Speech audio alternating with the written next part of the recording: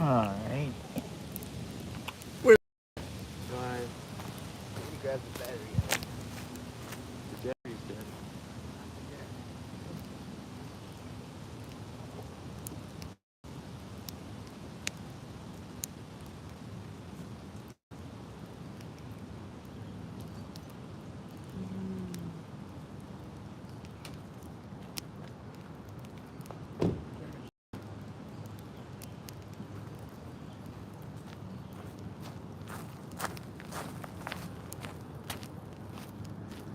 Alright, we're only gonna be able to see chat on your phone.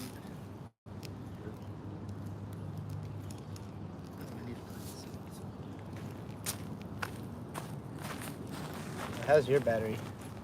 Pretty charged. Only got one person here so far. Come everybody, come one, come all, and come watch the fire. It's Sarah Louise. Hello, hello, hello. It's here too. Hello, hello. It says there's only one viewer, but there's two people in chat. I don't know how it works. Hello, hello, hello. Hey. Hello, Amy and Sarah. Oh boy, it's fire time. Doing it early tonight because Bird's going to bed early because he's got to work early for work early. We are a little close to this fire. So we're pretty much done for the day, chilling out and streaming. Looks good, sounds good. You can actually see us this time. Last night it was just a fire, no us. Too neat. Yeah, you could vaguely see Bird like your legs. Well, once the fire got lower, you could see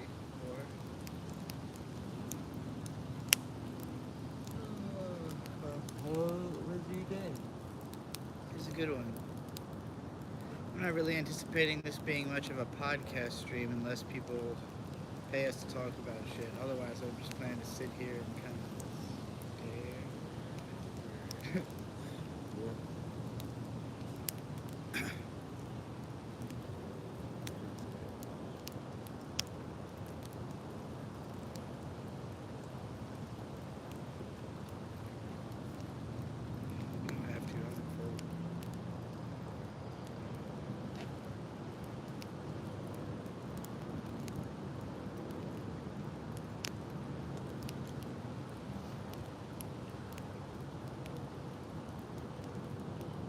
You don't necessarily have to keep the YouTube chat open the whole time if you want to watch videos or something.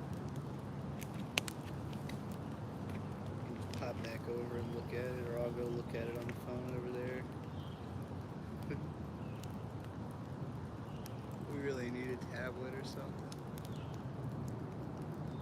Oh, my fucking neck. Oh, yeah.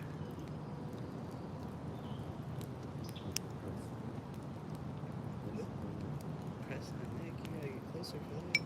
You're way over there. Just between the chair.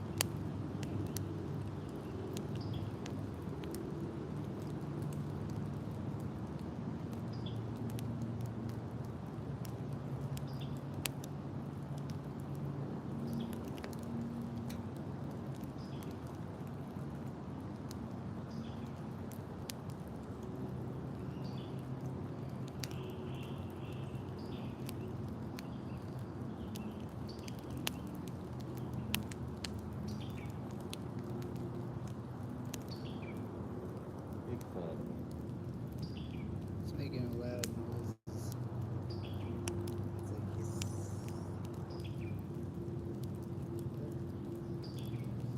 Oh no, the wind is changing to go this way.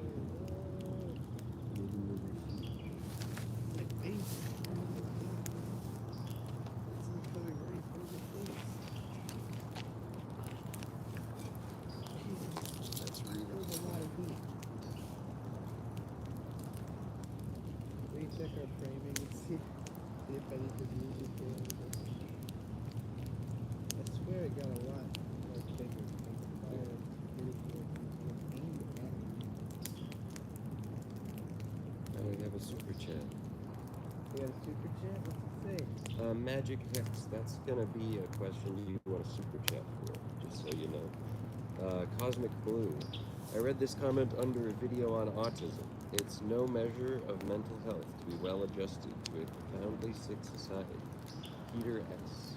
Yeah, I agree with that. We were In just context listening- of saying people that, in context of people saying that autistic people should just act normal, even if normal is possibly toxic.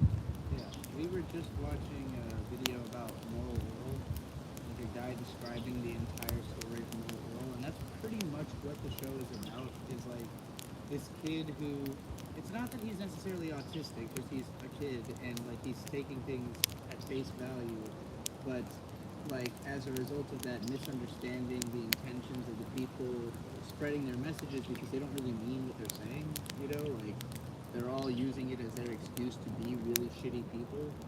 So like when people tell you to act normal, what they really mean is be shitty. Like what people, I really think normalcy is mostly an excuse people use to like, well, isn't it normal to be? Like, it's usually when somebody's doing something shitty, right? That they say, well, it's normal to do that shitty thing. And then everybody else goes, well, I don't know. I haven't met a lot of people who do that shitty thing you're doing, or, you know. But yeah, I think you know, when you're being told to get with the program and you're like, I don't know, your program kind of sucks. Like, I think a lot of there's a lot of people who are just generally neurodivergent that I think, or not even necessarily neurodivergent, but just kind of don't, like, for whatever reason, you just don't see society the way that the people around you seem to. And, like, I think it's, like, universal that there's always people like that in every group, because, and all of the groups really have their own ideology. It's not really that there's a broad normal, there's just normal within the in-group, you know? And, like, if you don't, I think most people who don't fit in at first, they eventually realize that like being part of the in-group is a survival strategy, and they start making a conscious effort to do it. And those are the kind of people that annoy me the most, where it's like they understand that they are an outsider, but they're like trying to fit in. It's not something that comes naturally to them to be a part of the group, but like they think, I'm going to start acting like the people over here so that I can fit in with this crowd, you know. I like people who are just doing their own personal thing, you know, like not really trying to fit in with a group. I have a group of the ungrouped.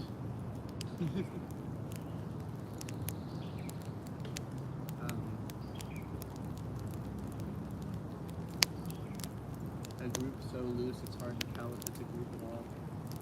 But I think I know who's in the group.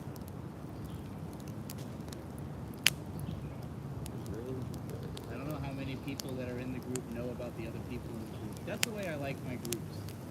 Is like where I know who all is in the group, but I don't know if all of them know who all is in the group, you know? I like my groups to have a sense of like tension and mystery, like a Tarantino movie.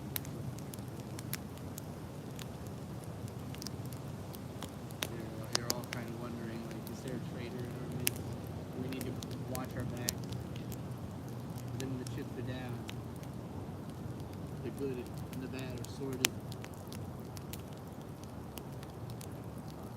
That's what you're good and bad, Chips. Hell yeah.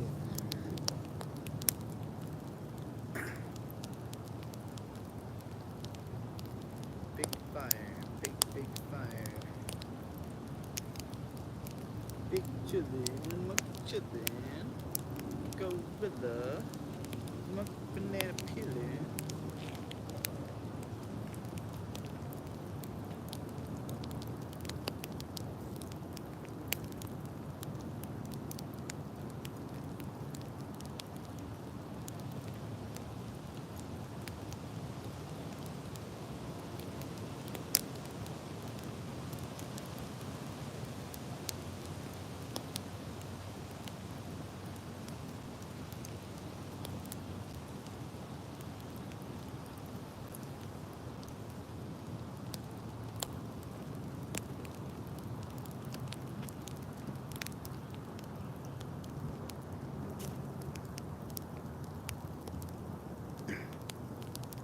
Let's do a chat checkup.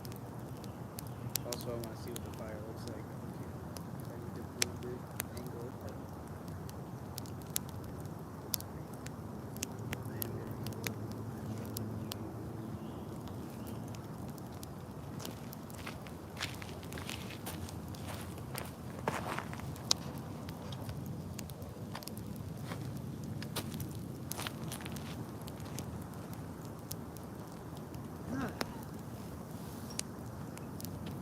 Newport News. Sun is coming down. How do we get turtles to come over? How do we get the turtles to come hang out? I want the turtles to stay in the water.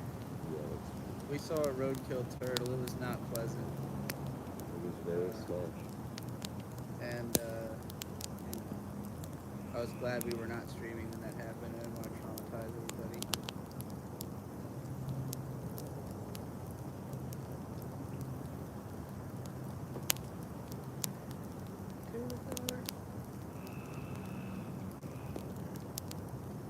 Some interesting bird noises out here. We heard a loud ass woodpecker noise earlier. It straight up sounded like what did I compare it to? Like the clicking noises in Elden Ring when you go into the tombs, like the ones that have the little imps in them, and you get like that really low guttural sound that sounds like a fucking door stopper. Kind of like that.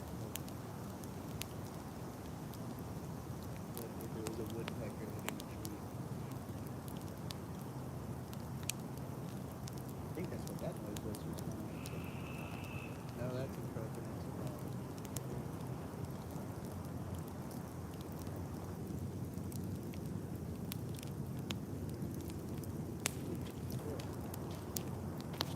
Big fire.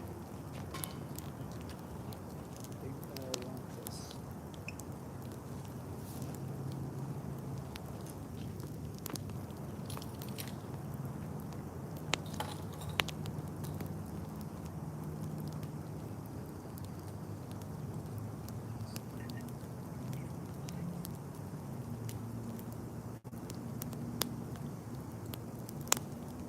I feel like a fire is a good metaphor for a bank.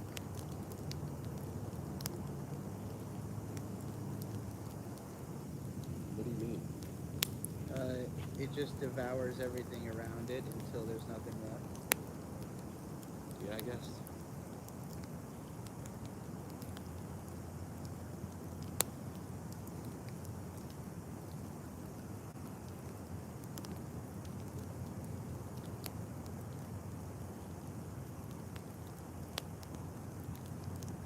I was thinking about the Billy the Fridge song, Wear the Crown. The hell?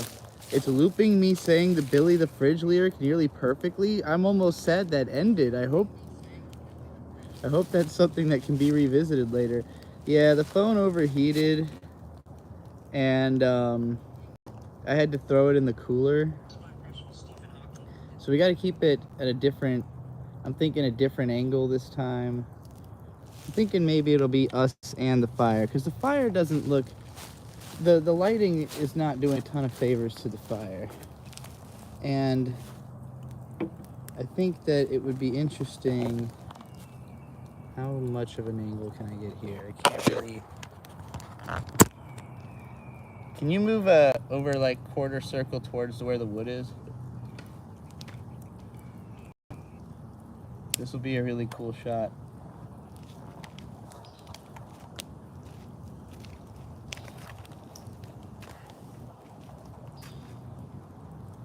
Okay. And then I'll sit on the other side of him, I guess.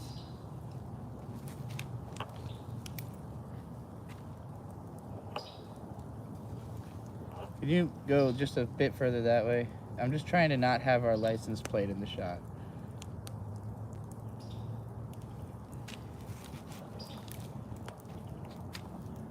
Perfect. Okay.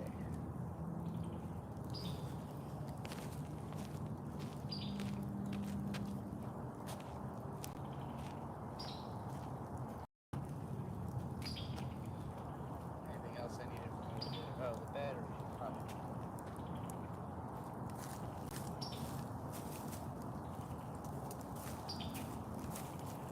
We just watched one of those memes where they do the I'm just Ken and the I'm just Pete, you know, like it's two dogs or whatever, one that's a good dog and one that's a bad dog. I don't know if you guys get these. Bird gets a lot of them. I like that meme. I like that I'm just fucking parody. It's kind of funny. Hey, Jeff with 10 Ron says, have $2, Trixie. Thank you very much. It's incredibly kind of you. Just giving me $2 apropos of nothing. I appreciate that. Good move. Cool. Alright, I'll be over there.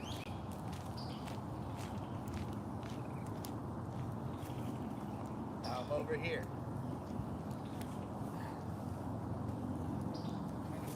It's kind of neat. Kind of feels like I'm riding down the hill.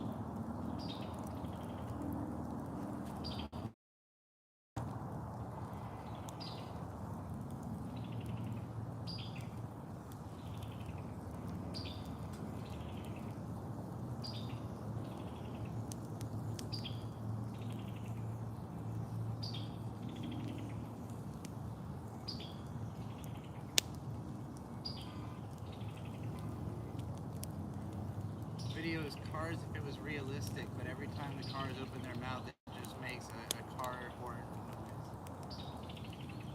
Realism.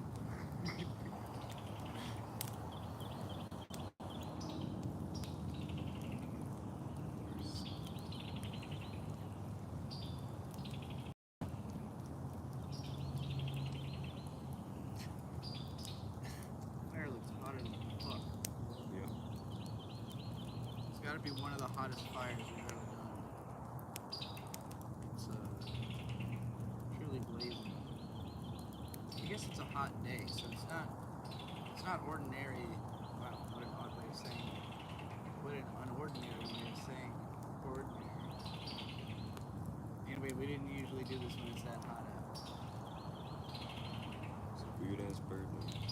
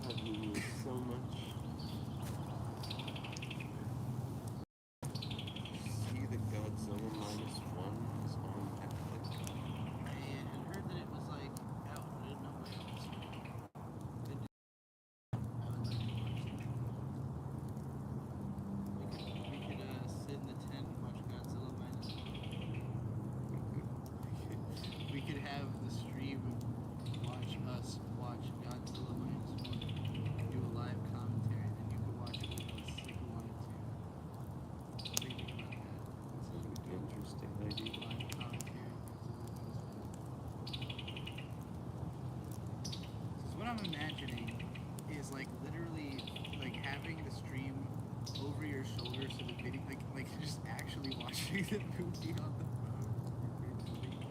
I don't know if that would get it like copyright takedown or whatever. Yeah, maybe we won't show the movie, but you can time it out so that you're watching it at the same time.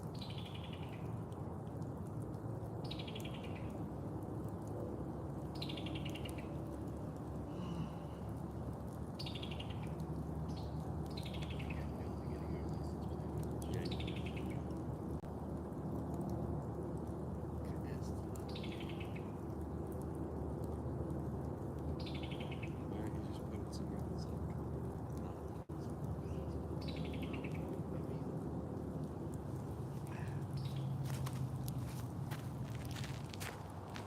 Not a whole lot of options here for keeping the fire in the shot. And you want to move again?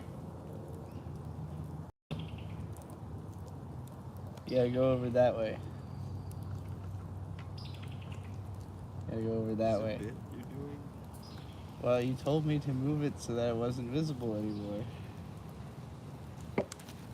Hey, Riley's here. Hey Riley. Beautiful shot. Beautiful day. We driving through Nevada to Twin. Jelly of the fire. Thank you. And also, I'm jelly of you being in Nevada. That sounds cool. Why'd you move all the way over there? That's where you asked me to go. I said right there, directly across from where the camera is pointing.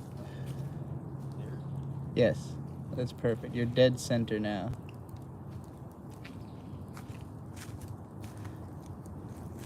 All right.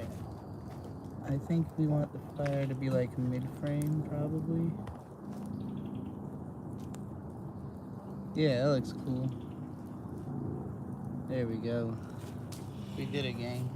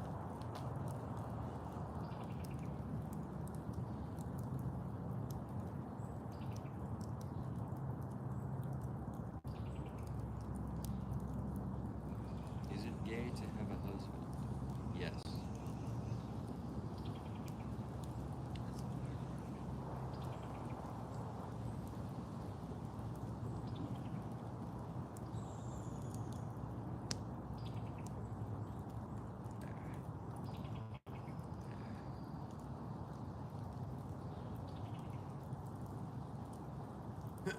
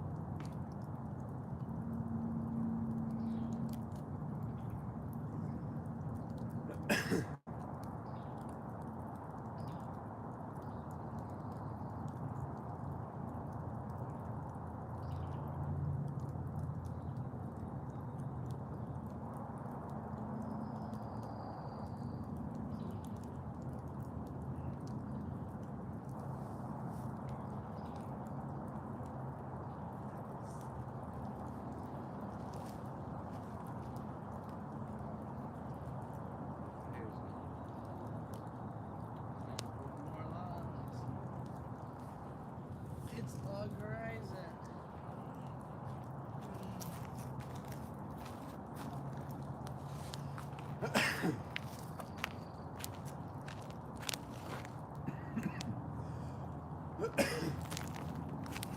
It's Log Horizon. Should maybe get the tongs. Like, just take long to push that long. It's weird stuff. Get in there, you little bastard.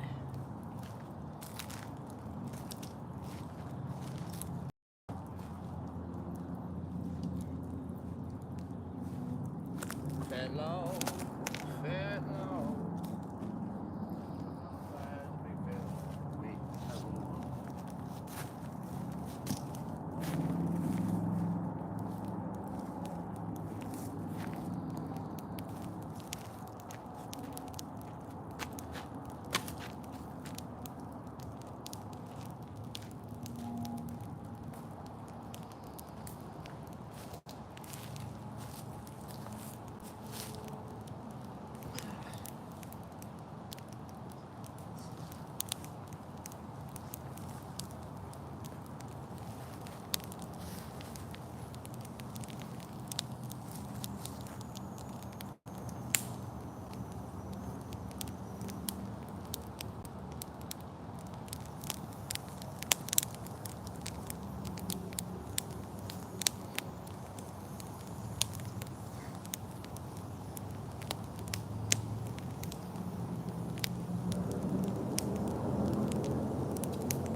Jeff, 10 what is your second favorite anime?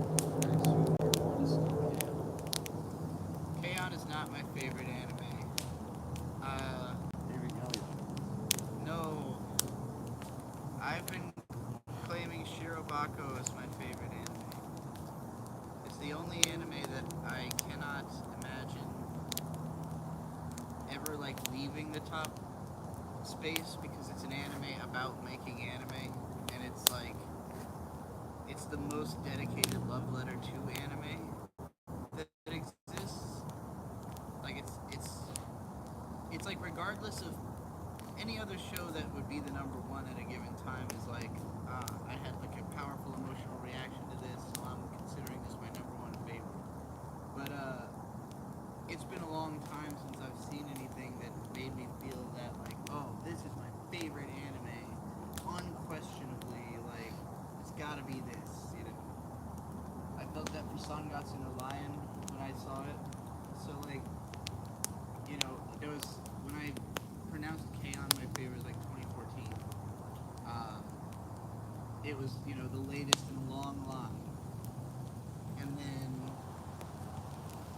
time went on, wasn't really, you know, wasn't really feeling it as strongly as some of the other stuff that I was watching and excited about. And Sangatsu no Lion came about, and I was like, okay, this is probably my, like, as most of the feelings I got from K-On! I got again, but even harder, or like with even more of a mature perspective from Sangatsu, because like it has more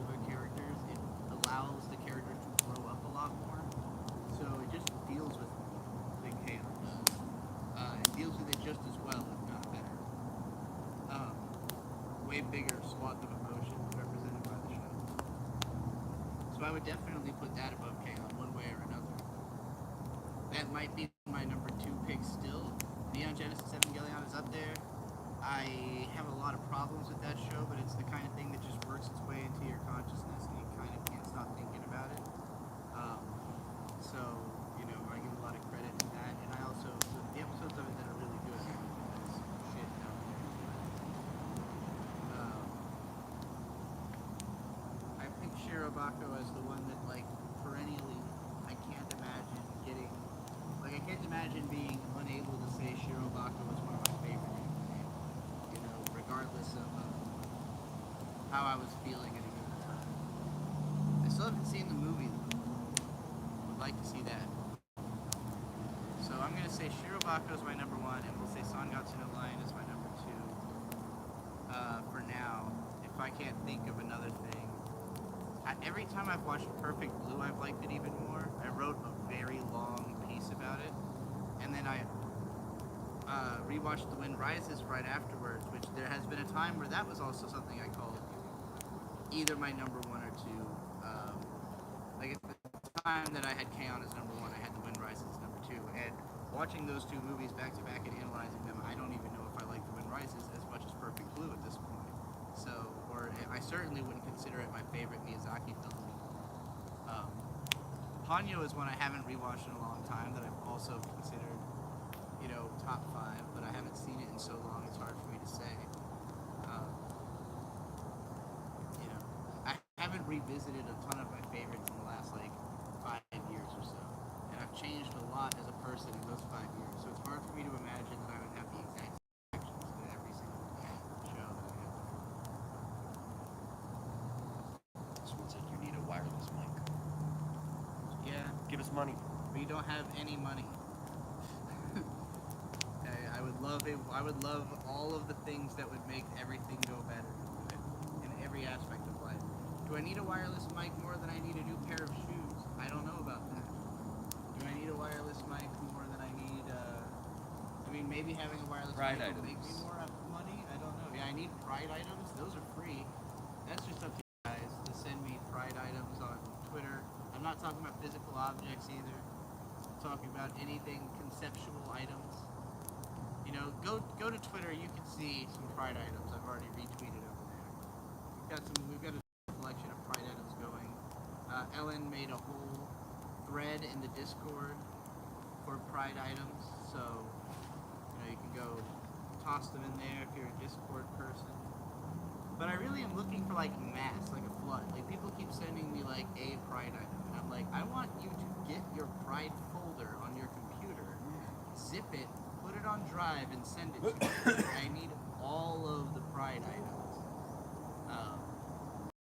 You know, God will reward the dedicated. So I'm not talking about me either. Real God.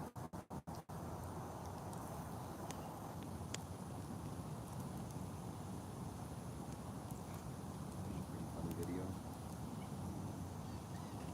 Oh, God damn. Motherfucking shit.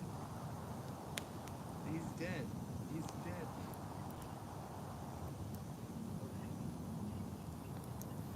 Jesus Christ. So, a woman closes her tailgate on herself. Her husband sees this, jumps into action to try and help her, and immediately runs into his truck hit.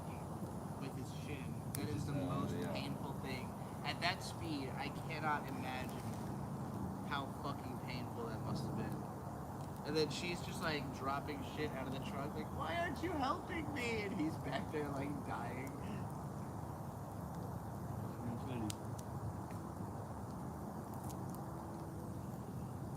Bruh, what are they saying? That was the most marriage in a nutshell clip I've ever seen. I'm just gonna, Can you really not understand us? I Are we can deaf? hear us. Why is she just like... We sound perfect coming out of here. Turn up your volume. Yeah, are you fucking listening at minimum volume? Crank your shit.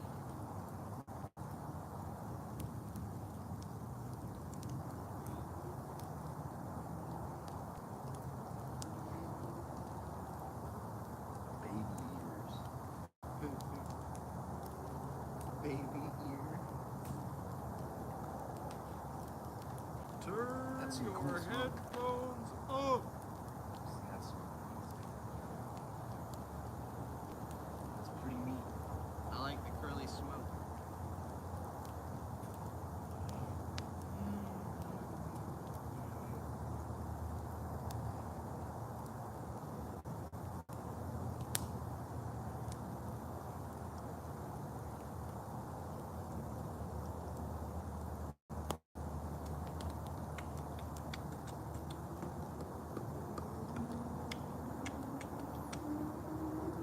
Throw some more logs on there.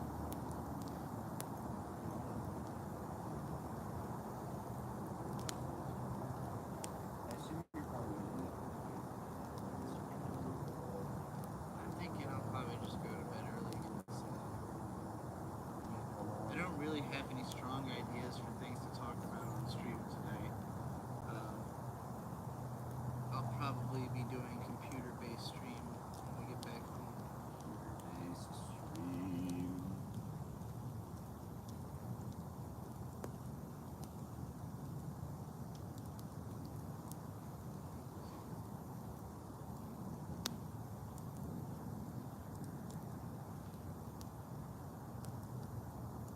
I've really, I've had quite the workout the last 2 days because yesterday I was like sprinting and jogging, and then I walked around for like a couple hours doing that one video. I did the 5-hour cleaning my room stream, which was a lot of getting up and also dancing and thrashing around to 100 gex and stuff like that. And then we came here, set up the tent, and got drunk. And streamed. Then today we went for a long ass walk while we were streaming. Hey, do we have the growlers anymore? I don't think so. Damn it, I asked to bring those. I thought you asked me this on the way up here and I told you we didn't. No, not the full ones. Oh, the empty ones. Yeah. No, It was one of the things I was bring. Now I can't refill them for 50% off. I'm sorry. I don't remember bringing them in the car. Or at least I haven't seen them. How could you? It's true. Can't believe I forgot all the goods.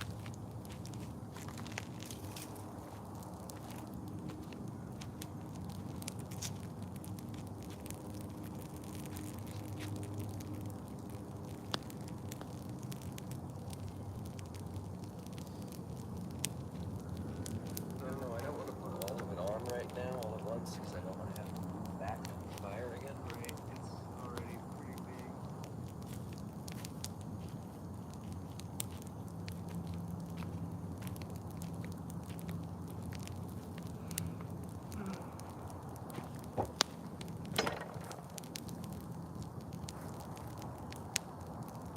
Anything happening in Chatopia over there?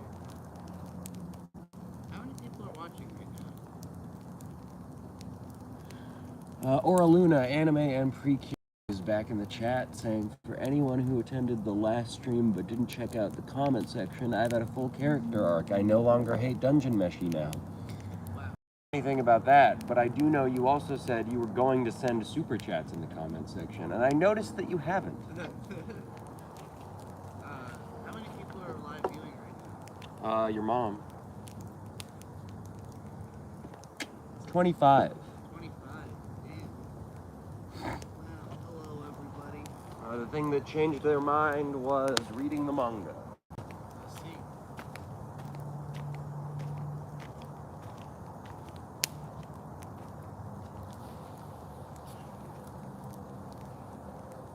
Welcome to our incredibly lazy fire stream.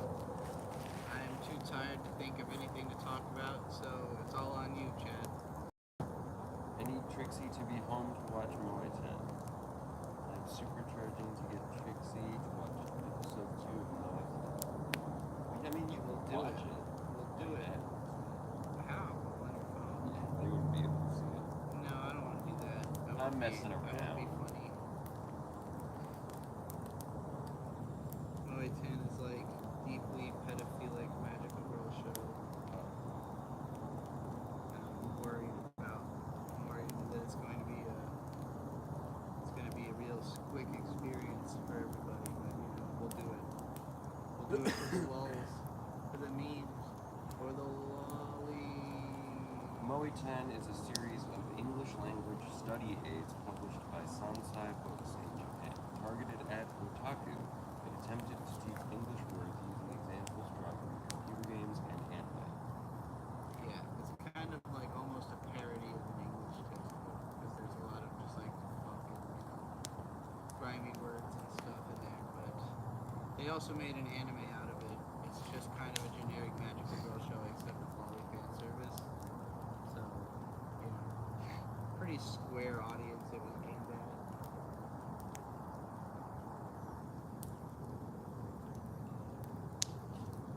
See some shots of Yaira. That's Yaira. That's from the comic. Is she like a detective? I don't know, but these all look like dog shit. These all look really bad. Not only do they look really bad, but she looks so inconsistent. Like it's like a totally different person each It's shot. just random shit. Yeah, Yaira is drawn very poorly. Is that fun? It's finally out. I forgot it hadn't been out. It's taken so fucking long. It's like, oh my god, why'd they even bother releasing it at this point? Who gives a fuck? Y'all forgot about it.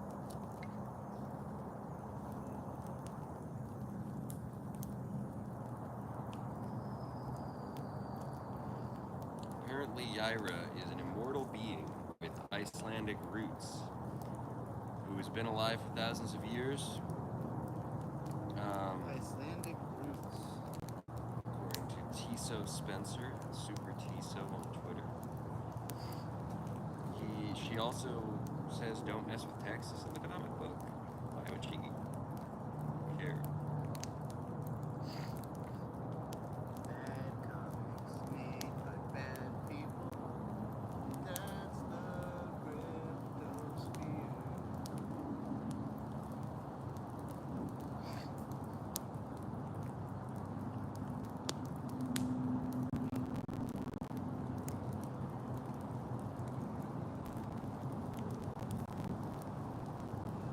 What if we sang songs?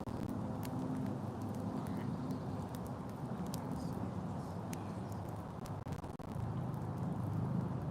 of Forest Woods. Campfire in the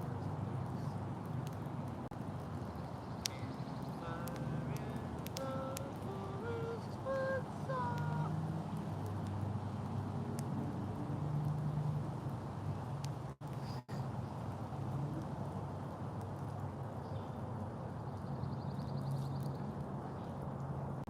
Wendigoon is stream slow. I Wouldn't that require? Doesn't that mean you're watching their stream, not just that they're streaming at the same time? mean, I wish that was true. Yeah. It'd be funny. Wonder what Wendigo would think of my content though. Weirdo. Yeah. I wonder what the bit this guy is doing. He likes more stories. No, it's not true about Wendigoon. At least not on YouTube. But he doesn't like weird stories. No, he's not stream sniping us. People are asking if that guy is being serious. Oh, okay.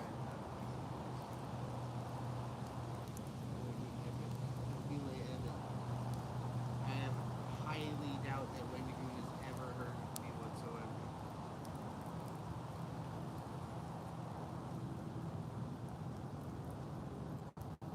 I don't think he probably doesn't live that far from us too, because he's in North Carolina, right? Oh, I thought he lived in North Carolina. I don't know if Wendigoon lives. So, we out here. Out here.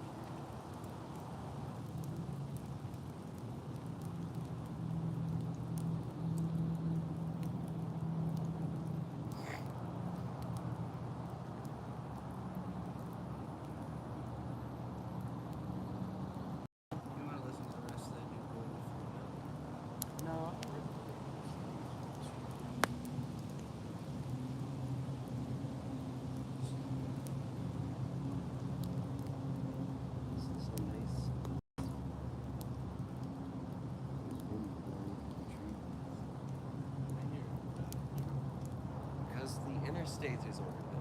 Remember, I-64 is like right across the street from the entrance.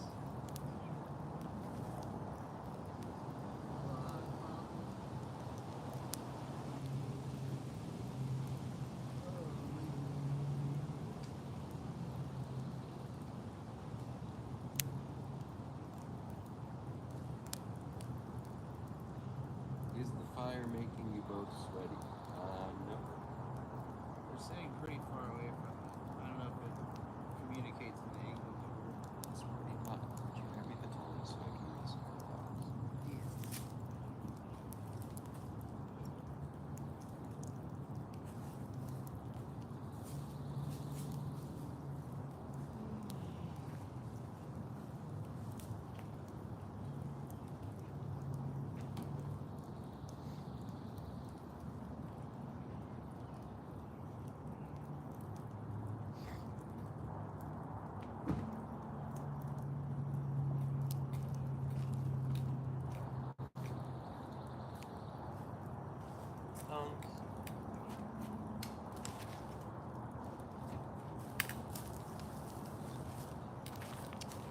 I don't know.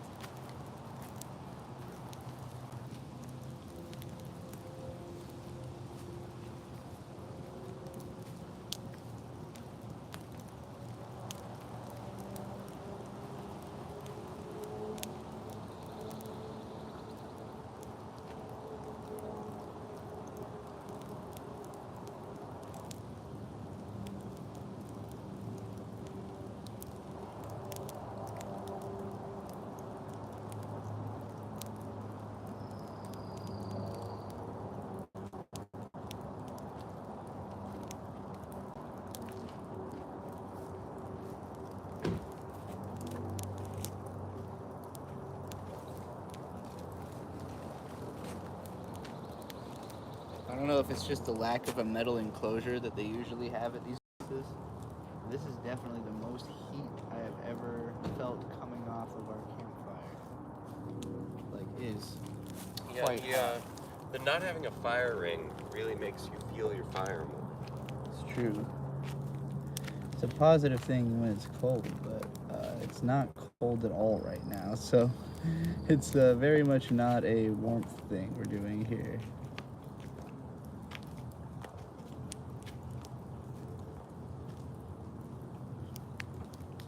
You know, when it comes to anime, I think what I really need to do is do what I just did for albums. Because I recently, on a live stream, somebody asked me to update my favorite albums list, so I did. But I figured instead of like trying to buy,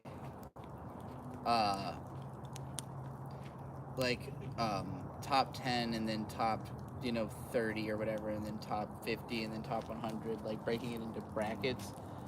Because that always leads to a lot of whinging on my part about, like, do I really like this one more than that one when, like, they're all pretty different, So I ultimately made it a 7x7 graph, so a top 49 albums.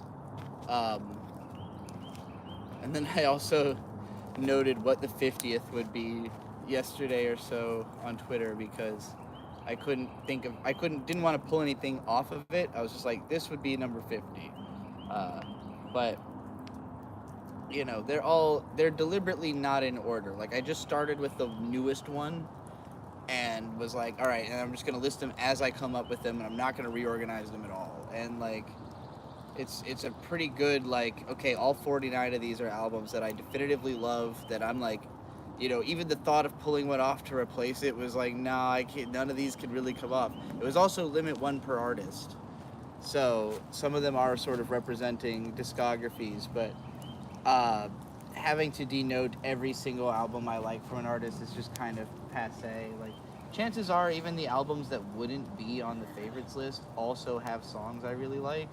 Just, you know, like Coheed and Cambria is one of my favorite bands. They have 4 albums I really love that usually take up 4 whole slots on my top 100 list, which is just way too much because it's over-representative of like how much I like them relative to other bands on the list. They just have a lot of good music from their early career. They also have a ton of albums I don't care about at all that have like 1 or 2 songs I like on them, you know, that they've released since those first 4 albums. So, like, I feel like it's weird when I have 4 Coheed albums. It makes me look I'm just diehard Coheed fan, and it's like, well, I don't know, they had a period of time where they made a lot of music, and I liked all of it. Same with Death Grips or the Mars Volta, you know, like,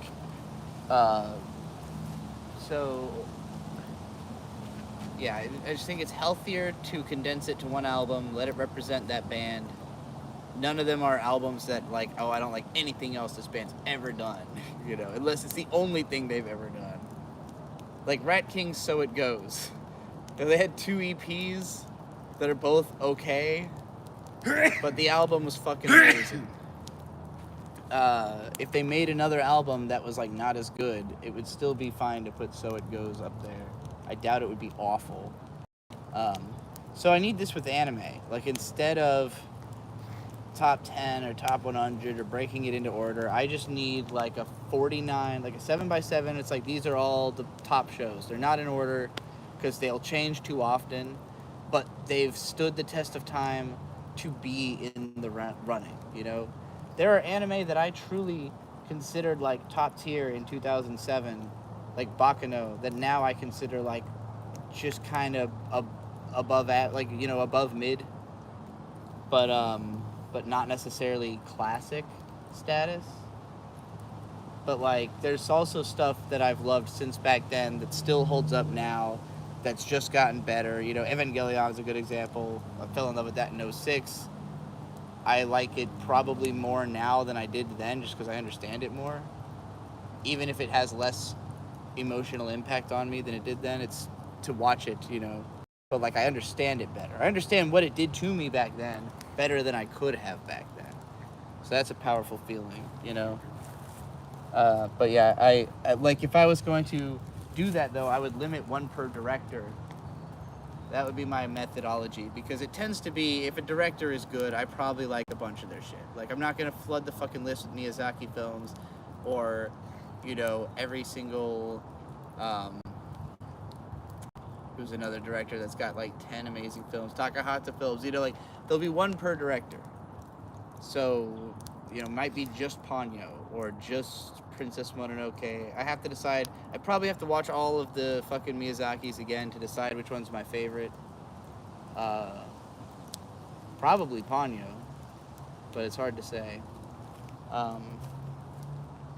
You know, gotta rewatch them. Or My Neighbor Totoro. That shit's good. Spirited Away is good. And then that would all, like, you know, having 1 per director would still allow me to have multiple Ghibli films, because I can also have each of the other directors from there that has a film I really love. My friend cooked a steak with a firelight log, and his throat was destroyed the next day. Jeez. Huh, weird. I guess just because he was standing over the firelight log cooking the steak. Yeah, those things, because I think they have like diesel fuel or something in them probably, so he was probably just like inhaling gasoline. That's not good.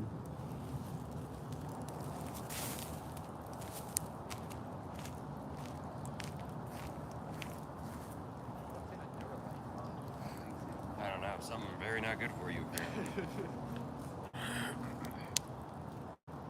were one time given a fire starter at a campground. It was just like a tiny coin of wood that had been soaked in diesel. Yeah, they literally told us like, just stand back from that. You don't inhale any because it's diesel fuel. Let it burn for a bit before you get close to it. Jesus Christ! And it was indeed like black smoke. It also did not catch on fire as quickly as he made me think it would.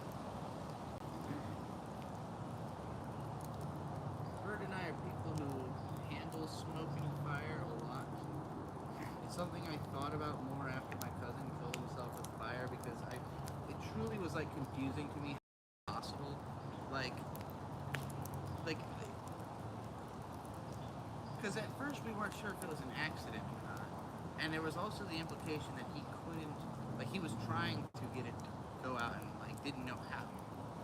And like, I don't know. I feel like I would have a hard time burning to death, you know, like not doing, I would feel like it would be, I might get, you know, I can see getting badly burned. Maybe if the house is on fire and I can't get out, that's one thing. I don't know. But like, Someone in the chat thinks that because I'm using regular tongs, I'm going to burn myself. that's ridiculous. As Those opposed to- tongs are fucking huge. Wait, let me see those tongs. These are not what I would describe as regular tongs. They're food tongs, not fire tongs. Real quick. The reason we use these tongs is that they are as long as my whole forearm. So it's like I've built an extra whole forearm onto myself. They also don't get hot that easily, despite being metal.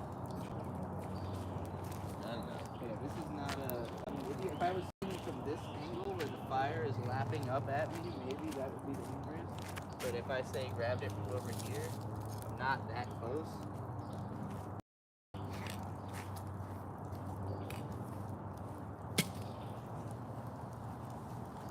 I don't know, they're probably right. Oh, it's good people are afraid of fire.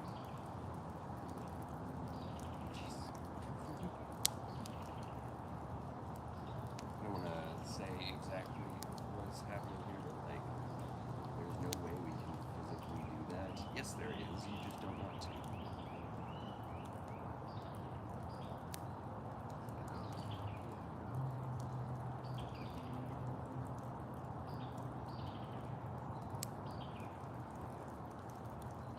Oh, right. I really wanted you to read this text exchange on stream the other day. You know, Bird. Alright. I was driving home from work the other day and I was behind a trailer with a phone number on it and it had tail light out. And that's one of the only things I've ever been pulled over for, so I called the number and said, hey, your tail light's out. Hi, Bird. My office manager forwarded me the voicemail that you left, and I wanted to thank you directly for letting me know about my trailer lights. I was returning from an event in Hampton and had the opportunity to replace both the lights and fuse that I was unaware of until you called and told me. Thank you, sir, and I hope you have a wonderful evening. You want to read your parts? Sure. I had tried to call him back and didn't really get through to him. Yeah. So anyway, hey, I'm in spotty service, but I'm glad you were able to get your light fixed. I'm glad I was helpful and not shitty. Or not a shitty random Karen phone call. I hope you have a wonderful weekend. Thanks for reaching back. Nah, not a Karen call in the least bit. Karen would have pulled up alongside, honked her too tight, pulled back, facelifting ponytail head off, and then called the police because I'm an Italian shade of brown, presuming Mexican. So no, you're good, sir. What an amazing text. What a cool guy. Wow. Wow. He was like, no, I really need you to know. This is not annoying. This is really helpful. This is what a Karen would have done. Don't compare yourself to that. Like, What that's you really should great. do is take 2 burning sticks and have a lightsaber battle with it. It looks really cool. Embers fly everywhere. Don't let it in your eye. We don't have long enough sticks. I have waved around an on-fire stick. Yeah, on the shorts on this channel, it's probably like the 6th or 7th short. I don't post a lot of shorts. Actually, no, I just uploaded a bunch of them recently. It's probably like the 10th or 11th short, but there's a short of Bird playing with a fire sword in the Arizona desert from when it was the night that Dick and It was the night that Maddox and Boogie got on stream together. yeah, it was the night that Maddox did his big finale of his stupid fucking video where Well, it was a Q&A. Yeah, it was his Q&A stream. because he finished the idea was that he released this fucking 2.5-hour hit piece on Dick Masterson that did. Then he released it in parts. The parts worked even less. And then he did a Q&A at the end of having released the last part after like fucking several months Yeah. of this shit. And then while Everyone he's was doing the making fun of Q&A, him. the whole time he's doing it, Dick Masterson is stream sniping, actually stream sniping, where you're watching their video on your stream. And somehow we got signal in the fucking the first time, only time we've ever been boondocking, literally off the grid. Like, you know, a place that other people have clearly camped before, but not one where there is a campsite set up for you to, you know, we had to shit in a hole. And miraculously, we had enough service to live watch Dick Masterson live watching Maddox do his Q&A. And it was just the funniest fucking thing we'd ever seen. Because Dick just kept going like, say this in the chat. Do this Yeah. in the chat. Yeah, like reacting, like trying to get us to live. Well, then it became about getting like somehow, I don't know how it came up that Vito could get Boogie to go on that show, but he did. Like Vito texted Boogie to go be on Maddox's stream, and Maddox was like amicable to this because he knows that Boogie is like a guy that he should get along with. But I think Boogie was kind of like Boogie was like nicer to Dick than I think anyone expected. You mean to Maddox or No, Oh, to no, Dick. like in everything that Maddox was saying to Boogie, Boogie was like, yeah, I mean, I don't like the guy, but if what you're saying is true, this yeah. is really shocking. The angle that he seemed to be taking to me was that he was trying to get Maddox out of what was like Boogie Yeah. is a very self-aware lolcow. Like he's doing it on purpose to some degree. So like he came in there and was kind of like, hey Maddox, I don't know if you totally understand the situation you're actually in right now, you know, but like I'm gonna tread really carefully with you about this. And then Maddox kind of kept getting more nervous, and it kind of calmed him down. Like I think talking to another person, even if it's Boogie pretending to be rational, who is not himself a rational human at all, even if it's just that level of rational, that's more than Maddox is used to in his everyday life. And I think that was enough to talk him down and like calm him out of wanting to be live anymore. And he has not done fucking anything since then. Yeah. I think when he found out that Dick had been orchestrating like the entire chat. the whole time, I think that was enough to cool him off of doing that kind of shit. We do have super chats, but my YouTube is loading. Oh, I believe one of them is about the Wind Rises. Cosmic Blue for $2. Whoops. Excuse me. Earthquake scene in The Wind Rises amazed me first watch. yeah, that scene is crazy, and it amazed me.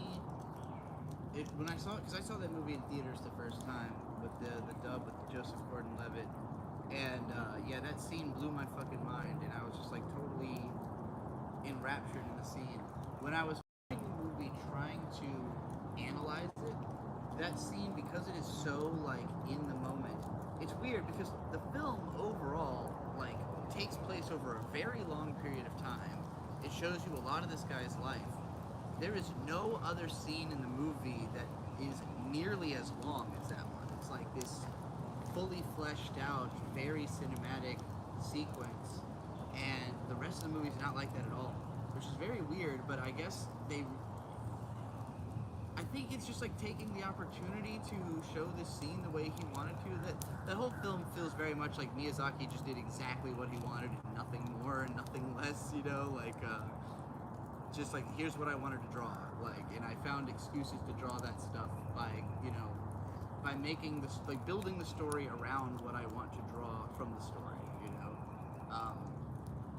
So it is a very like lopsided movie in that sense, but like what I get out of that scene is that it's about how people come together and just like, 'cause there's tons and tons of shots of just like massive numbers of people running around trying to like fix everything, you know.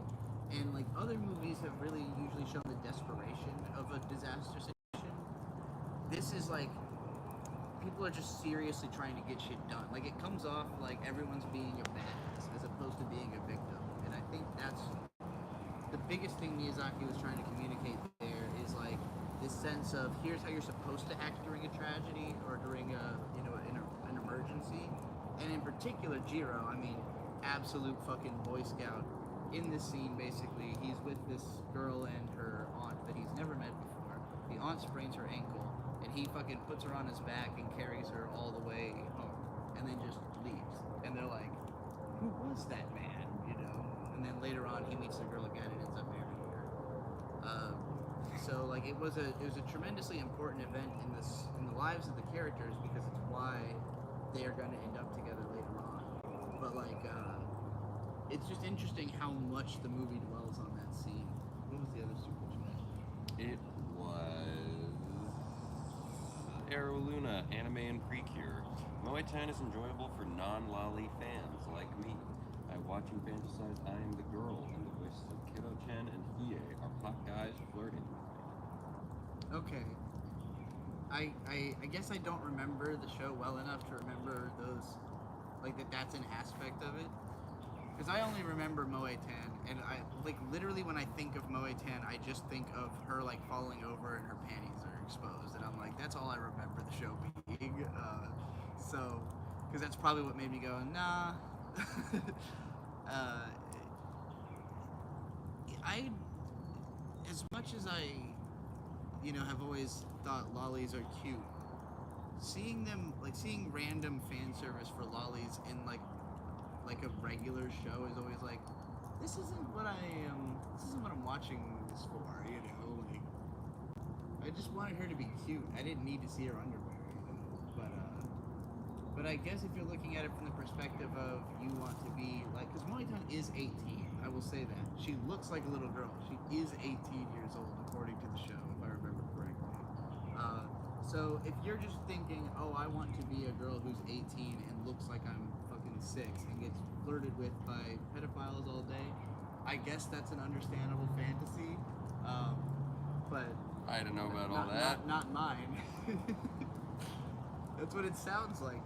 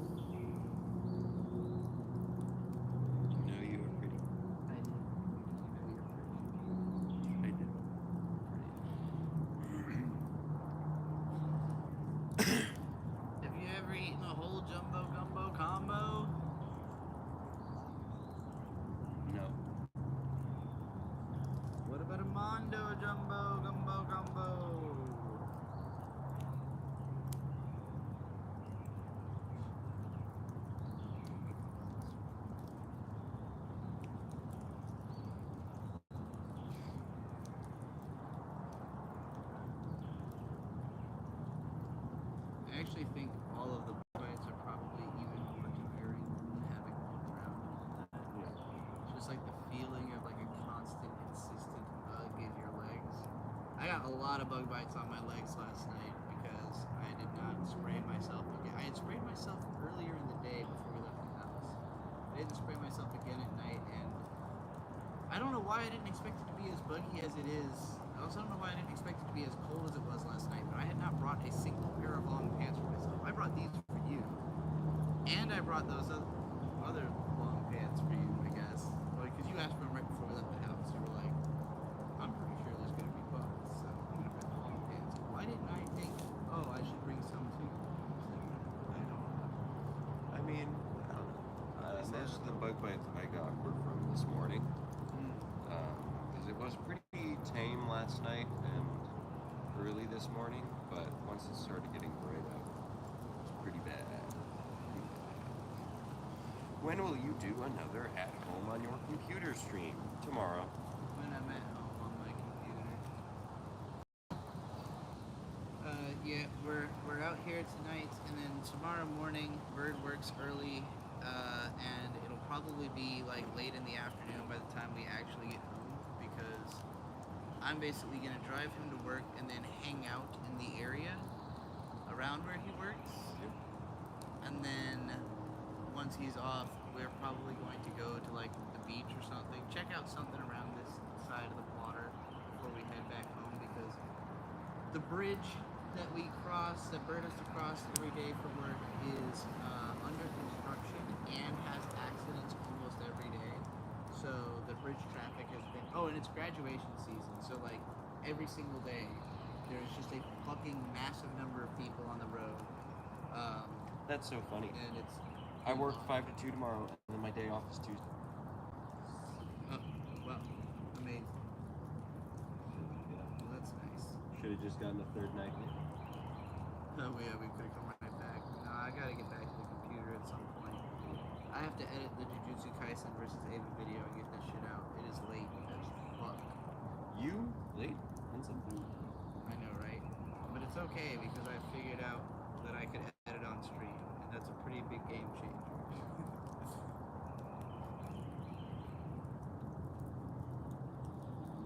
Actually, I found out I could do pretty much everything on stream. I made $15 sleeping on stream. That was pretty funny. I made $115 doing the laundry on stream. We've made a few dollars sitting and dissociating in front of a campfire tonight. I would say there's not a whole lot that I wouldn't do on stream, except for anything that would get me banned from YouTube, like cutting open a chicken and eating its heart. Can't do that on YouTube. Not even for religious purposes? Definitely not. Why do you think you can't do that on YouTube? Is it something you've seen someone get banned for before? You definitely can't mutilate animals on YouTube. Not even for religious purposes? Definitely not for religious purposes. That's what fucking what's her name fucking said. That was, I mean, that is a real religion. I know, but that is not a good I don't one. remember who it was. Azalea Banks? Yeah, Who it was? that's the one. I was gonna put the rest of the wood on the fire.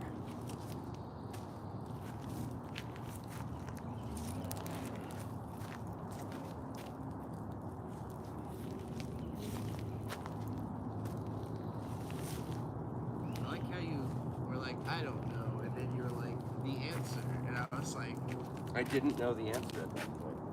I had to remember it.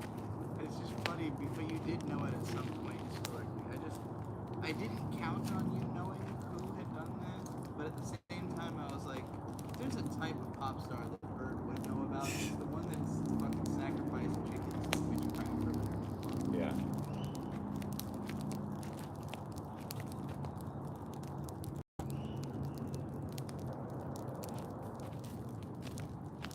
I'm gonna pick up all this Maria. Oh, so fucking exhausted and wiped. Yep. I slept like a fucking grave last night too. It was a good sleep. I felt like I slept a million years. It was good except that I had to piss and shit for a lot of it. I did. And I didn't want to get up at all.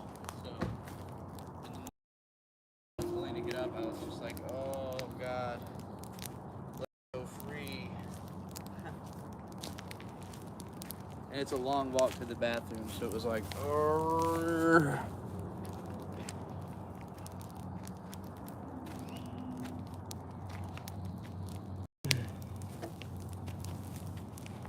I had a case of bloody ass this morning. I didn't even bad have for any you. gay sex. I'm glad we didn't. Yeah, no, me too. I think it was because we had yesterday what we consumed for dinner was pepperoni pizza, beer, and donuts. You should mean this guy. And I'm going to go ahead and tell you that is a combination that will make you have a bloody butt. It's the guy. See them? Oh yeah, huge daddy long legs. There's really big daddy long legs out here. They're cool. There's also jumping spiders. They're pretty These guys are like the most poisonous spider in the whole world, but they can't bite people because their fangs are too small. cool. Is that actually true? I have no idea if it's actually true. It's something I've heard.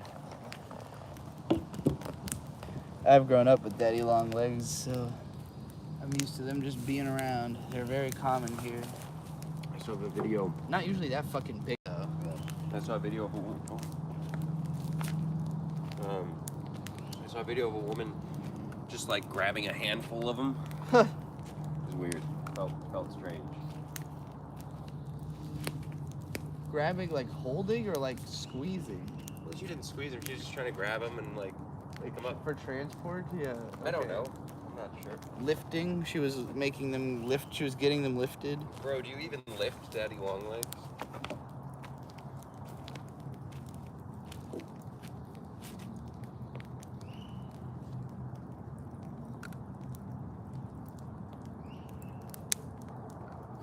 The stream is not almost over. Send super chats.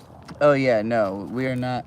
You see that fire? That fire has to completely burn out. There's a frog. Where? He's hopping. It's right here. Be careful. It's Where? right there where my finger is. Did you see Oh him? my god, he's fucking tiny. But did you see the little dude? Yeah, I didn't know there were frogs that little here. Holy fuck, I barely saw him He's so bolt cute across and the small. screen. Yeah, he's too small for me to get a good shot. Also, I'm afraid of stepping on him, so I'm gonna stay away. Seems like he's hopping back out towards the forest. That was the tiniest little fucking frog. But yeah, no, all that has to burn away. That's gonna take probably at least an hour. So we've got at least an hour to go. That's him. Here, let me show that to them.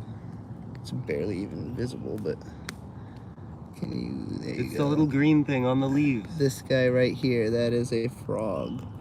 Tiny fucking He's frog. still hanging out. He's still right here with us. Hello, frog.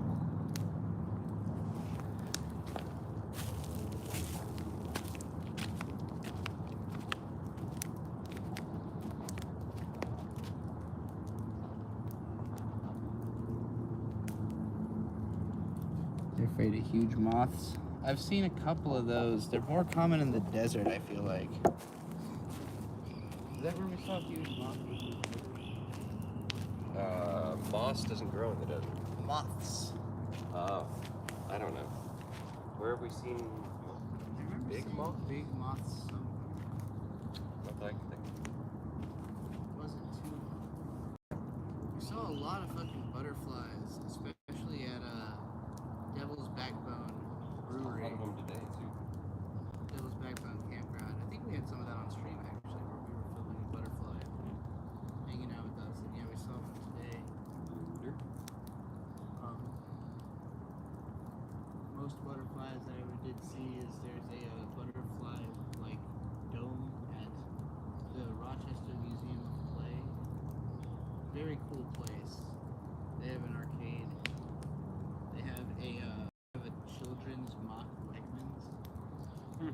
Like a whole ass kid-sized Wegmans. So you could train them to be good little fucking consumers. I assume Wegmans paid for that so that they could fund that place to continue existing.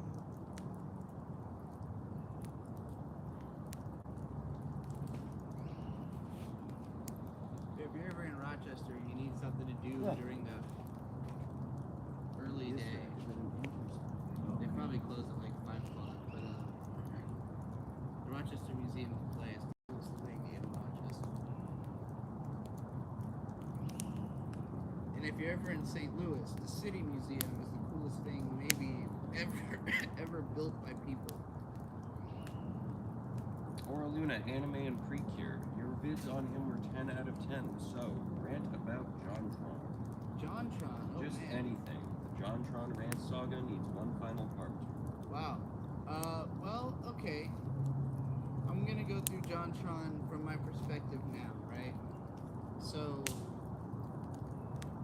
early YouTube, I believe I found out about him from Egoraptor, because I was already an Egoraptor fan. remember how I found out about Ego Raptor when I think about it, but he was very popular on YouTube at the time. And I become a big fan and subscribed to him because of the Sequelitis videos. I know what it was. It's that I had made a blog post like basically saying, is there any good like video game analysis out there? And somebody had sent me Errant Signal and Ego Raptor. And I loved Sequelitis. So while back then on YouTube, if you subscribed to somebody, you saw all of their liked videos, which was a huge fucking deal, and it really sucks that they got rid of it, because like I found a bunch of people through Ego Raptor's likes. I used to, for a very long time, if I hit like on a video, it would definitely get 100 views, no matter what. I called that the Digibump, because like there were a lot of small YouTubers who literally would have had no views, but they sent their thing to me, I hit like on it, and it got 100 views, and that can be a foot in the door for you to get more views if you know how to take advantage of it, you know? So, yeah, it was hugely beneficial to be able to like people's videos back then. Ellen said, hot take, JonTron's videos were never funny, they were just decently produced. My favorite JonTron video is the Surviving Edge Weapons Training one. You remember that, where he's talking? Vaguely. Well, so, JonTron with me is super hit or miss, and a lot of my favorite videos of his are like obscure ones that he removed ages ago, which is really unfortunate. Like, Malkovich's Gaming Guilty Pleasures is one of my favorite YouTube videos, full stop. I hear all of the quotes going through my head right now. I can't even pick one. Now you have no son. As Unit can tell you, rape is not a viable option. So yeah, I miss when JonTron was doing like really weird skits and shit. But I found out about him because of, I believe, Ego Raptor liking the Banjo-Kazooie Nuts and Bolts video, and then I went back and saw the Stairfax Temperatures video.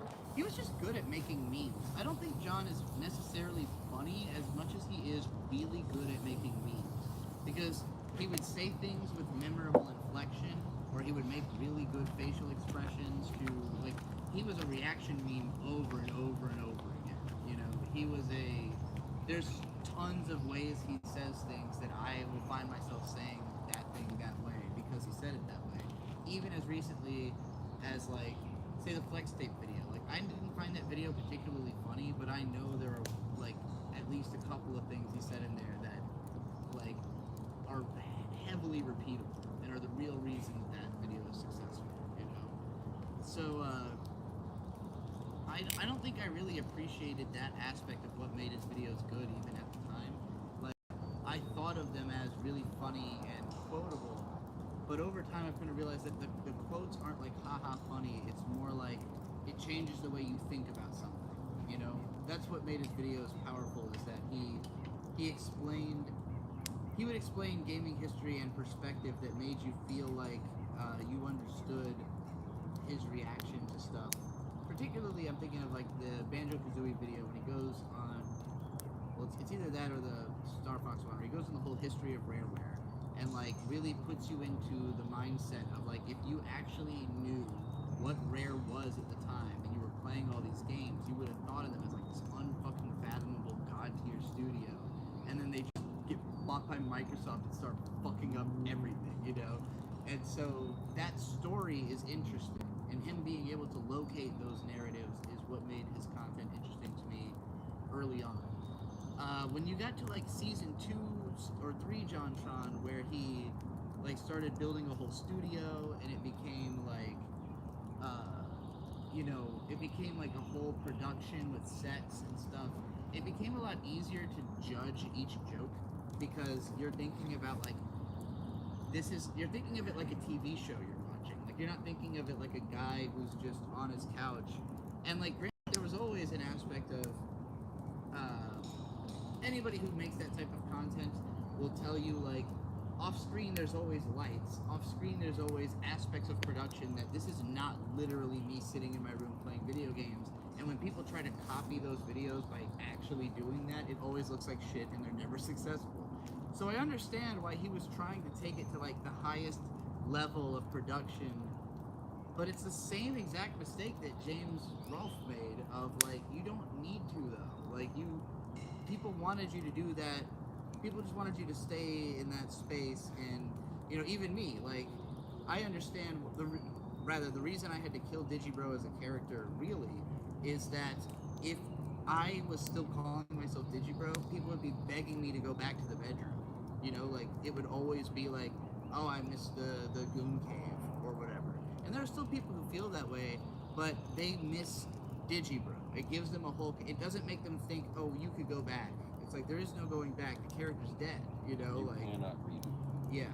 Somebody asked me the other day if the room I was in was in the castle house, and I'm like, that house has been sold several times by now. Like, there's a whole new fucking part of that house built onto it the last time we passed it by. Like, I don't know shit about that house. That's ages ago, lifetimes ago for me, So, I don't know, it's crazy to me how much other people's lives don't change, because mine has always consistently changed all the time. So when I see other people who talk about 5 years ago, like it happened yesterday, I'm like, how do you even remember that, How are you the same person as you were then? But I've kind of gotten off course. What the hell was I talking about? Was I answering a super chat? Probably. Did I finish? I feel like I must have. JonTron, yeah. I haven't kept up with his content. It's always been kind of erratic over the years. I think doing that Star Wars series really cooled him off on trying to be like Mr. Overproduction all the time, because it was not very popular. It was like the only part of it that really worked was that he reconciled with Egoraptor on video to make sure that this was not gonna keep coming up anymore. Like, hey, let's make it so people shut the fuck up about this thing forever by showing up in a video together. So that was nice. Since then, I feel like he's really he's found his voice as a creator. His content doesn't appeal to me as much as it must to many people. Because I'm always gonna wish that he would do something ajar from his main product and make something weird, like the Malkovich's Gaming Guilty Pleasures video, or the fucking the Sonic Team series. All the Sonic Team videos were fucking hilarious. I think it's like somebody who was in them didn't want those videos out there anymore, so they were all deleted or something like that. But that Castlevania 2 review, or the Team Fortress Let's Play video, he did a lot of just one-off experiments that when they didn't work, he never did it again, which I can relate to, but I really liked a lot of them. That's where I can connect with my audience, when they're like, can you bring back that thing you did once 5 years ago? And I'm like, no, but I understand why you feel that way, because if JonTron ever made a new Malkovich video. Oh, did you hear the new Eminem song yet? Houdini? No. It's actually really good. The music, you have to watch the music video for it. You've seen the Without music video. Yeah. It is literally a direct sequel. The beat itself. Lifted. Yes, it's very lifted. He literally lifted himself. And I mean that in more ways than one, because instead of guess who's back, it's for the beat. So it's the opposite trajectory, and it's all upbeat and poppy. And the whole song is about how he's an old man now, and so he's wondering about what the old edgy him would have to say about the world today. But the video is about him preventing that guy from coming back. So it's Slim Shady from 2002 comes to a time portal to the present, and it's up to Grandpa Shady to put a stop to it, and it's very cute. It's really fun. There's a good nostalgia trip. It's a good song, and it was a good way for Eminem to establish his place in rap right after this whole Kendrick and Drake thing. I'm the old guy now. I'm a father of 3 grown children. I'm out of the limelight. I'm just here to think about what I used to be. It's the right place for him. If he was trying to act like he was culturally relevant still, it would be embarrassing. And it was embarrassing. He was doing that 5-10 years ago. But I could handle cuddly granddad Eminem. Finding a way to reference his own edginess without embodying it. That's a good look. Good way to age yourself gracefully. Unlike, that's an awfully hot coffee pot. I hope I don't drop it on Donald Trump. That was embarrassing. But people will still stand up and defend that shit too.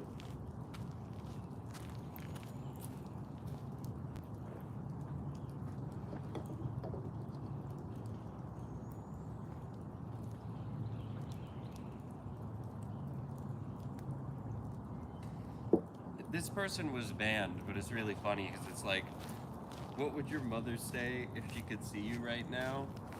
My mom saw me fucking Yeah. yesterday afternoon. Is that before we shirt left not the house. from your mom? This is my mom's shirt. Wearing my mom's clothes. I want you to go to who was heaven, that person? marry a woman, Victoria Cassidy. I don't know. I You're am. able to see their I'm notes married after to a their- woman, actually. I don't know if you knew this, but I'm married to this woman right here. Someone tell that guy that believing in God is schizophrenic and he needs to see a fucking therapist. Hey, that guy. God is schizophrenic, and you should see a fucking therapist. You're not the fun schizophrenic like that cool guy I follow on YouTube with the music. Eyes everywhere. That guy probably also should see a therapist, but you know, he's cool about it.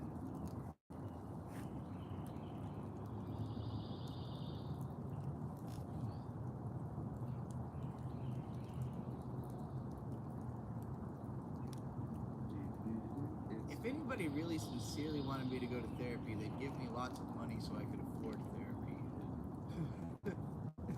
I don't think they were asking you to go to therapy. They were asking you to believe in God. Believe in God. Well, so they're telling me to go to church. Did you find the I gay can't turtle? afford to put money in the fucking. We did find a lot of gay turtles. We found many gay turtles. If you Go watch to the like stream, you will see them. 20 minutes in, probably. It was not very far into the stream that we found them. And there was a lot. There We are found a lot of turtles. There was one little turtle that was harassing this bigger turtle, and I was like, that's literally me talking about Jeremy the Quartering. The big turtle was like, stop, get away. No, I don't want, I'm trying to hit ignore. And the other one was just like, nope, slapping you in the fucking face, bitch. You're not gonna stop getting slapped in the face. Apparently how turtles fight is they slap each other with their fucking fins in the face. Cosmic Blue for $2. Thoughts on arguments when in a relationship? Oh man. Well, I'm just gonna say right away, I disagree with whatever you say. Man, I don't know anybody in a relationship who doesn't argue, so I don't think you can have a relationship without it. I think that I really think that based on everyone I've ever met, humans really grossly overestimate how similarly we think or how similarly Arguing in a relationship is probably a bad sign. No. If you're doing it No. constantly I don't think over dumb bullshit, I don't think maybe. I don't think any amount of arguing at all is a bad sign. Like I said, I've never heard of a couple that doesn't argue about anything. Yeah. Like, No, well, how it's do you not real. establish like boundaries? You know, without some level of argumentation. God Like, puts boundaries in for you. if there was no argument in the relationship, it would make me think that one person was bowling the other person over. Like the other person couldn't argue, you know, because there's no way that two people are just naturally both getting their way 100% of the time with no conflict. Because Yeah, see, like in this relationship, I get my way 100% of the time. with a lot of conflict. I would say that like if people could really just understand one another, words wouldn't really be necessary. If you always were just like if you were really inside one another's heads, you would just know that the other person was about, you'd know what they were about to do, you'd know what they need at any given moment, you know. And like there are environments where that is the case. Like, you know, if you're in a profession where you're just going in and you do the same thing every single time, and you know when the other person's going to need the drill, you know what item they're going to swap out next, They might even still use reaffirming language just to, just to reinforce it. But for the most part, you could have enough of a sense of what someone is doing to know exactly what you need to do in relation to them. I'm gonna say But I see some of you. 100% of the Oh, time, what is that? just seems impossible. I see some of you being sneaky, trying to add follow-up questions. People that didn't super chat, adding follow-up questions to this whole argument question. Oh, You gotta yeah. pay your own money for that, bud. That's true. That's true. I can't even see the chat, so there's no tricking me. It's all going through Bird. Yeah, I don't know. I mean, I would say that the severity of the argument is more or the result of the argument. Like, if you can have an argument and you come to conclusions, then I don't see where there was a problem. If you can resolve the disagreement without violence or without damaging your relationship or whatever, there are people who get into arguments and then they do things in those arguments that change the way the other person looks at them. And Yeah, like when oh wait, was it the same person? Yeah, it wasn't the same person, so it's not part. If it was the same person, it might have been part of the rant request. But seeing as it is and expanding on the question, I will not be answering. Yeah, it was somebody else asking a follow-up. I assume. I don't Ellen, know. right? My neighbors will have the loudest screaming arguments in the morning, then have the loudest screaming sex at night. That sounds very cool. They sound like cool people. Yeah, there's a lot of couples like that too. I just think, so what it comes down to is your comfort zone and like what you're used to, right? I've come to realize a lot of things about my childhood in recent years that I didn't really understand. For instance, my parents argued a lot when I was growing up, particularly when they would get drunk, because they would have a big party, and at the end of the night, when everybody else was Most gone, of the time when we argue is when we're really shit-faced. yeah, when you and I get into bad fights, it's because we've drank too much. Same is true with my parents. I mean, they would argue about petty shit, and they still do. My parents still argue all the time. It's annoying as fuck. I will come in and stop them. I sometimes act like I am their parent about it. I'm just like, hey, I need both of you to shut the fuck up so I can finish what I was trying to say, But so I grew up around an amount of bickering, but I'm largely dissociated from it because I, growing up, could not accept the idea that my parents didn't have a good relationship. I just had it in my head that they had to whatever I should be ignoring it and I should be pretending it's not happening. And at some point, I realized that Victor did not do that.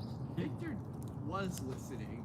He was acutely aware of the problems in their relationship on a level I was literally pretending was not happening. So I'm good at dissociation, is what I'm trying to say. I'm very well practiced in it. And we've been just in the time that the two of us have been together, we've been in several living situations with people who were fucking arguing a lot. For instance, my Uncle Johnny, who we lived with for a while, and he's a fucking alcoholic psychopath whose wife is fucking inane cunt, and the two of them would fight all the fucking time and always try to involve us in some way. It was so fucking annoying, and yeah, there came a point where we just couldn't be around people who fight like that all the time, because it will eventually, it's distracting. You just can't live your own, you can't do your own business when there's other people doing their business so loudly that it gets into your business, and you just find yourself wanting them to could you guys just please break up or fix this so I don't have to deal with it? But I think for some people, they've just never experienced anything different. They don't know another way of communicating, and most people can't afford therapy or just aren't even going to find somebody they can work with that can make that happen. To find a partner that that you're not going to fight with when all you know is fighting, it might be more comfortable to find a partner you can fight, like somebody who's not going to leave you because you fought, you know? Like, and I think that's what a lot of people end up with, is a relationship where it's like, they fight all the time, but the fact that they're still there after the fight is why they continued together, you know? I don't know if that's healthy, but I don't know if you can be healthy if you've been fucked up for the, you know, like, if from the jump your whole temperament is fucked and your parents are just shitheads and they raise you like fucking shit, then where do you go from there, you know? Without like real concentrated effort that who is going to teach you how to do. I meant to read Gary's comment, but he super chatted for us to read it. So, sup guys? Can't say kill in a super chat. See previous. He watched like the first half of Kill Tony recently. Oh, nice. No, Orlin, I saw it. Thank you. You can't say kill in a super chat? That's... Nope. I don't think you can say pussy either, because he typed pussy PU $$ live for pussy gangster. Probably good to have been on the safe side. Well, cool. Yeah, Kill Tony's a good show. That's a show that most of the time that I've seen it, it's been because Riley and I were on mind-altering substances and doing like Caffeine and steak. Yeah, caffeine and steak, and doing like in-depth analysis of everything going on. Because Riley loves like social experiment type shows, and he'll like literally pause it to like look at the facial expressions and be like, look at what this person is like, look at what she's feeling. Like, we'll sit there and break down like what we think that expression means. Like, oh, she's definitely thinking this, because it really is. It's such a heightened emotional experience, and it's for people who are not used to being on stage for the most part. You know, like people who don't realize that like everything you feel, everything you experience is about to be in front of everybody in front of them. You know, and it just magnifies all that emotion. It's definitely a sadistic show. It's a deeply sadistic show, but highly entertaining.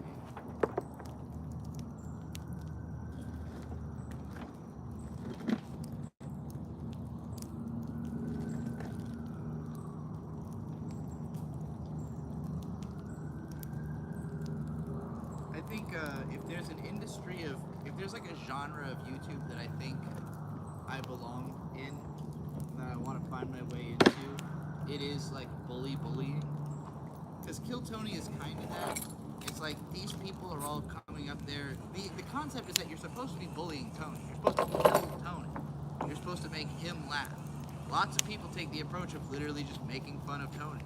But it's also kind of hard to do that without being old hat, because so many people have done it. And it's like, it really is just a show about like killing your ego. You know, like you have to either kill Tony's ego or your own ego is going to be savaged, you know, and like if you go into it not really understanding what you're getting yourself into, you're just a fool. And so it's funny to laugh at people who are just like abjectly foolish and or really trying, but you know, on a gradient of failure. And then some of them succeed, and then only like people who come back to the show because they're funny, but they're still kind of lolcows, and so like they kind of. Cam Patterson, Casey Rocket.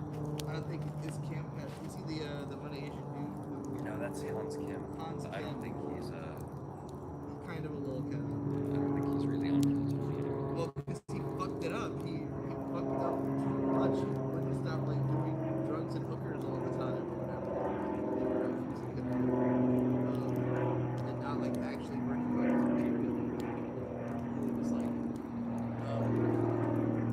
but yeah, like there's a lot of narrative in it. It's almost like a comic book level of like there's so many characters interacting to keep track of with their own universes, because it's like every stand-up has been on the fucking show. A bunch of like people from other industries. So like if you're really trying to keep up with what is going on Kill Tony, you would have to know the entire megaverse of comedy, basically, and podcasting.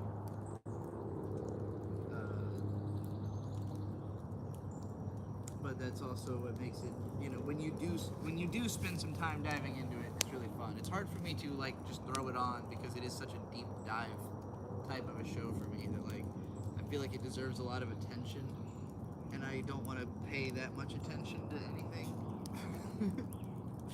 Every single week.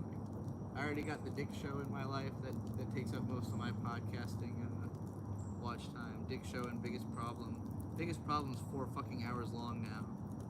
Sometimes I just get tired of hearing Vito's voice and I can't do it anymore. But, you know, it's still a good show. Where I feel if I make this chicken go for it. I would definitely be down to eat some chicken belly. Would you guys See what cooking cutting rolls for Yeah, potato? how goes peoples. And an onion noodles. Right. And a knife. That's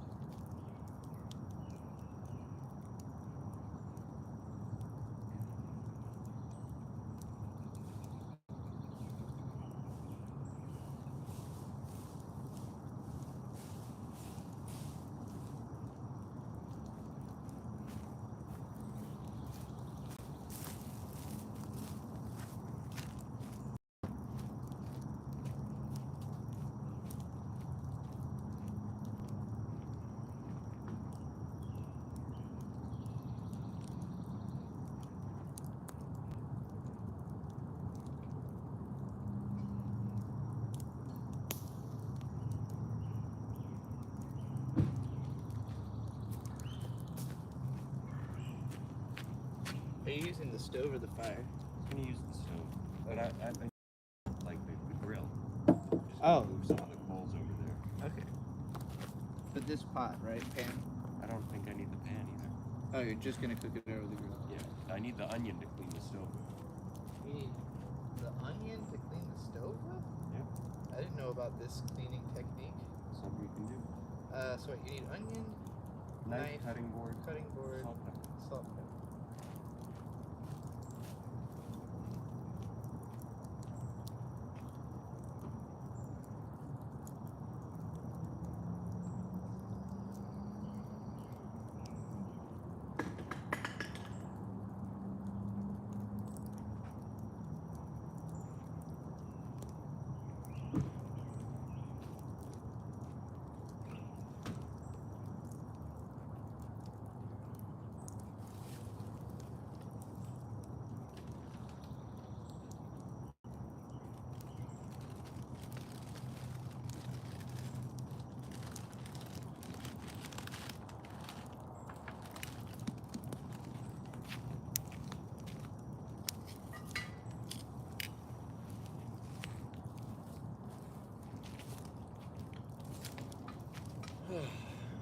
If you were concerned about me using fire tongs before, you're really not gonna like how I'm getting coals into the grill.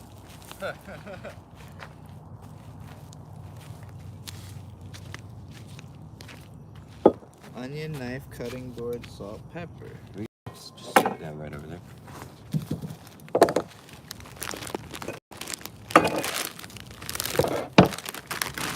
Watch out.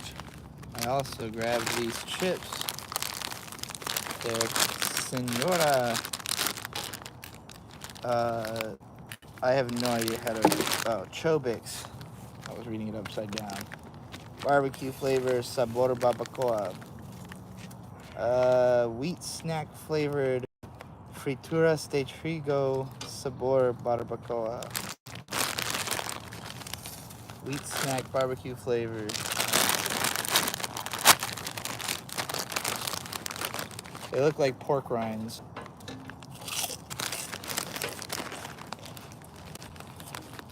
It kind of tastes like pork rinds, They are but pork without rinds. the. But it says they're wheat snack. Oh, I thought they were pork rinds. No, it's wheat flour, palm oil, cornstarch, salt, barbecue seasoning, Salt again? Can't get enough. There's literally salt listed twice, each time just salt, comma. Whey powder, nixtamalized corn flour, chili powder, monosodium glutamate, Hey, MSG, let's go. citric acid, hydrolyzed vegetable protein, tomato powder. What the hell is vegetable protein? I don't know. Onion powder, Protein red from 40 and yellow 6, and vegetable oil and TBHQ. Gotta love that red 40 flavor. That's what keeps you up. I can feel the energy rushing through me already.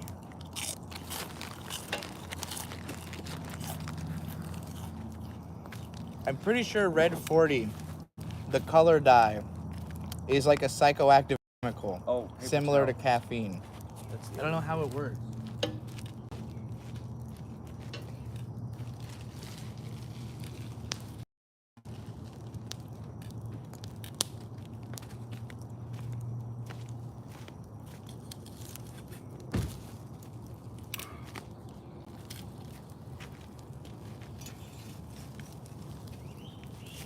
I will reorganize the fire in a second.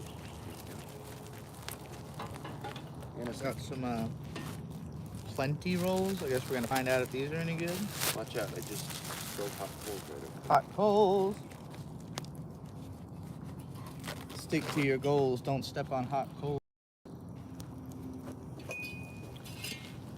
Hotter than Beyonce Knowles. Always achieve my squad goals.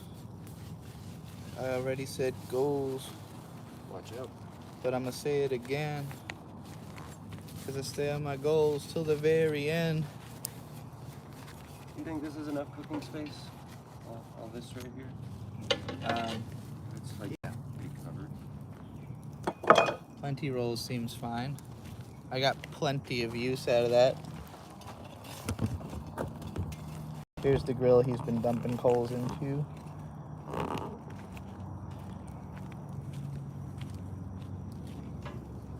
This is happened to be in fine style.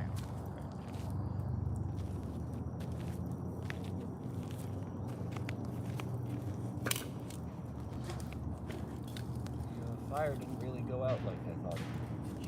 If anything, it's burning more, which is pretty cool. Laura Luna says that they're trying to be comedically overprotective of you. Oh, heard. Must be part of the Moe 10 persona. This is what we really need to be worried about is random fucking huge shards of broken glass sitting around the campsite while Bird's wearing flip-flops. This is the actual danger. Other people's bullshit, not our bullshit. Yeah, that's not great.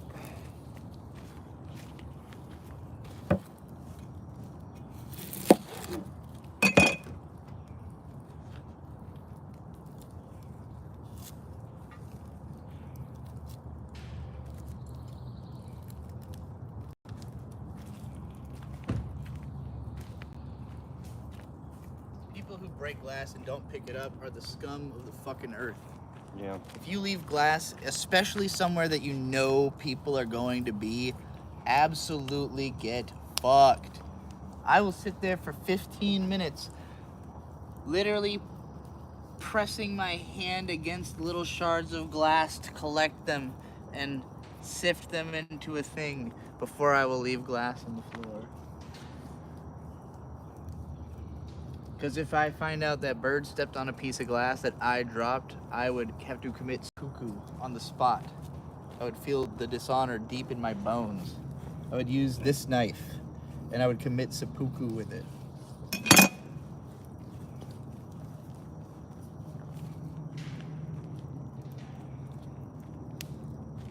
I think that's pretty good. That look cleaner to you at all? Yes. I mean, look at that. Nice. Show that to the camera. Look, we cleaned it. Apparently an onion is a sponge. Didn't actually Johnny used to always talk about how if you leave like raw onions just like sitting around in your house, they'll collect germs out of the environment or something. I Yeah. don't know how true that is, but Johnny had a lot of stuff like that. he, you know, when I think he tried it, quickly realized he didn't want his house to smell like onions, and then tried it. Yeah. Well, it seemed to be the kind of thing you had to like keep doing, and you know. Yeah, you have to always have onions around, or else how is it going to be effective? You know. Think no new germs are going to show up after the one time you sucked all the germs out? Like, no. You gotta be on it and shit. It's like hell divers. Fight those bugs every single day, and those robots. I'm hearing that frog still. Yeah, he's still hanging out. As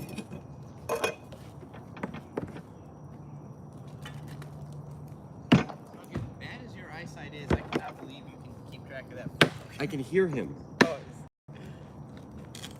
Birds only got eyes for animals. That is not unclear. You have no idea how many times I've been looking at like the hottest chick I've ever seen, and Bird goes, "Look at that dog," and I realize that she's walking a dog, and I'm like, "Yeah, but did you see her ass though?" He's like, Dog. "Dog," and I'm like, "Okay, well, actually, now that I'm looking, that dog is pretty amazing, and I see amazing ass every day, so." You know, maybe it's not actually as special. Just like when you look at an ass, you have to think about how the thing that it's attached to can bring Might- you all kinds of immeasurable That's pain. true. That's true. And then when you look at a dog, it's a dog. Yeah, you think about how if you had literally that dog, it would make you endlessly happy. Yeah. Like, there's not one dog you can look at and be like, I would hate to live with that fucking thing. I mean, maybe a few. Like but chihuahuas. yeah. But you look at an incredibly attractive person, and then you kind of get a read on their personality, and you're like, well, maybe it'd be fun for a night, but Trixie the Golden Witch is a sexist? I'm not even just talking about women, or it's you know, there's himbos out there. I've seen the himbos. It's pretty hot. I'm hoping this works. Never used one of these grills before.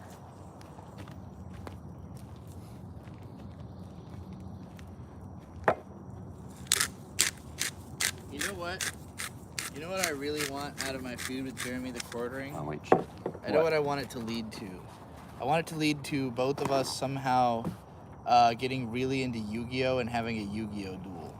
With Jeremy the Quartering? Yeah. Or... Oh. Because now that I know Is he that into he's, Yu-Gi-Oh? I don't know, but he's into Magic and he is into Crane games. So it's hard for me to imagine that he's never played Yu-Gi-Oh! He's like, you know, in the millennial age range. So, How about you play some bitches? you ever play any Yu-Gi-Oh? No, I owned some cards, but But you never got to play it. I just didn't understand it. I It's- was a child. Well, it was also fucking ridiculous. Like, Yu-Gi-Oh! Quickly became, like, the most ridiculous game. Like, its identity is basically how complicated it is. It wasn't always like that. It started off fairly simple and not that different from Magic or Pokemon. But, it came to be that, like, it was all about structure decks and, like, conceptual cards, and, like, every description is fucking 2 paragraphs long. And Well, that really drew me out of it. I don't 'cause need would to know all dissociate those 2 halfway through the paragraph ones. All I need to know is that I can use Pot of Greed to summon 3 additional cards from my deck. Early on in Yu-Gi-Oh, when it was first becoming popular, I was into it, and then I had eventually built a pretty good deck where it was just about getting out the strongest stuff possible as quickly as possible, which was, you know, I had a Blue Eyes structured deck, but it wasn't all about Blue Eyes. It was just like full of really strong dudes. And if I felt like I was losing, I would just cheat. Heard. But then eventually the game kind of got, you know, it got stupid complicated, and I lost track of the show and just kind of lost interest in it because I couldn't find enough people to play it with, I think. And there was a brief period where I went to, because there was a place called Comic Chest. It's gone now, but it was in Virginia Beach. It was a place we had gone to for Pokemon League as kids, and so when I was like 17 or 18, I think, I went back there to be like, let's see what Yu-Gi-Oh! League is like at this place. And it was mostly small children who mostly were better at the game than me. So I was like, I didn't want to show up. And, well, like, it was either they were better or I felt bad that I was beating a child at Yu-Gi-Oh! You know? So I was just like, well, this isn't the scene I want to be in. But, yeah, so I lost touch with it. And then the last time I played Yu-Gi-Oh! Really was when me and Mumkey had a match, and he literally beat me to an extent that I did not get any damage on him twice in a row. Like, Yeah, but that's like Monkey's really good at the games things he's for into. autistic people. When it comes to Pokemon and Yu-Gi-Oh, Mumkey is literally like as knowledgeable as you could be on the games, and just utterly fucking wrecked my shit at Yu-Gi-Oh. Like immediately, like it was nothing. I don't know if Jeremy the Quartering is that devious, but apparently he was like a claw game master. He was a master at something intended for children. Well, I mean, it's fascinating to think that somebody spent their time mastering all of the techniques to do claw games well enough to like consistently win. You know? is now the person he is on the internet. Yeah, well, because he did it. It was a whole show he was doing for like years. He was on the Today Show. Like, he was all in on being the claw game guy. And I don't know if he's still... I need to know if his relationship with the wife he was doing it with. Like, is he still with her? Because if they broke up, that could be why the show ended. I don't know, though. I don't know anything about Jeremy's life. I just know that he was a claw game master in the beginning. And he had the most innocent... His persona on the Claw Game channel, if you missed when I showed this on stream yesterday during the laundry stream, I think, like at the very beginning, his like channel trailer for the Claw Game channel, the energy is like Happy Video Game Nerd, Stop Skeletons from Fighting, if any of you know that dude, where he's just like, hello everybody and welcome to another fun video. Like, it wasn't quite as intense as that guy, but that's what he was going for, is like, you know, you've made it to a very swell channel where we're gonna have a lot of fun and we're gonna travel and and the concept was actually really interesting because they were giving away all the shit they would win. Like, it was like a sweepstakes where you could, if you were a fan of the show, they were gonna mail you shit, you know, essentially gambling, turning the show itself into a crane game, which is, I think, thematically makes sense. I think he should have even been sleazier about it. I think what that show was missing is it was trying to be too innocent because he's thinking crane games are for children. He should have made it like a sleazy adult crane game gambling show, you know? I think there's still time for this, is why I'm even bringing it up, is that if every time I talk about somebody who I'm shitting on the internet, I want to propose to them how we could work together and I could fix their shit, like I did with James Somerton. You didn't fix his shit. No, I'm saying okay. I gave a rant about fixing James Somerton's career by helping him embrace his Disney villain and just become like a evil, like a problematic opinion queer, and letting me ghostwrite for him. Instead of having to steal other people's content, he can just use somebody who is capable of producing content and not that expensive to hire. Just saying. James, if you ever need a ride back in, I got you. Think of how much money I make through how few viewers I have, and think about how many people still want to support you, James. I'm telling you, there's a ride in here for you. But you gotta team up with me, I know what I'm doing. And the same goes for the quartering. There's a ride in here? Ha ha ha. The quartering Get it? is gonna be a little bit more... His MC ride is the... Oh, ha ha ha, I see you were doing the MC ride, haha. I did not get it, but I'm glad that you explained. Yeah, when it comes to Jeremy the Quartering, I think real quick, can you grab those tortillas too? I think his obvious closet gayness is going to make his time in the right wing short-lived. I think he needs to come out of the closet, or transition, or whatever it takes to enter the gay community, or just be supportive, you know?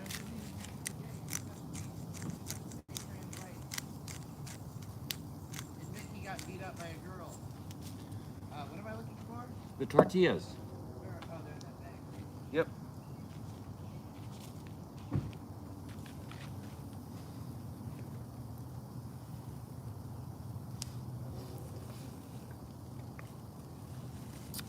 Grilling chicken.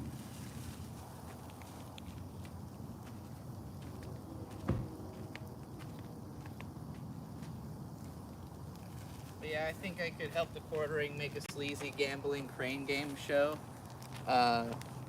He also apparently was a Magic the Gathering guy for a while and got banned from that community, which is pretty funny. Getting banned from an entire community, like a whole fan base, must be pretty fucking rough. Like, there's not a lot of things you can just get banned from like that, like, you know, because it's owned by a company, like a community that's basically dependent on a company's ownership. Obviously, it doesn't take away his ability to play Magic in any context, but not being able to compete in, like, the mainstay part of it is just like, yeah, your career's over. You cannot be a Magic guy, you know? Oh, put some salt on it. Just seems like really shitty. Are we eating these straight? I wanted to try them first, yeah. Oh, I don't want to do that because I will feel too It's quick. a tortilla. I know, but it's a thick tortilla.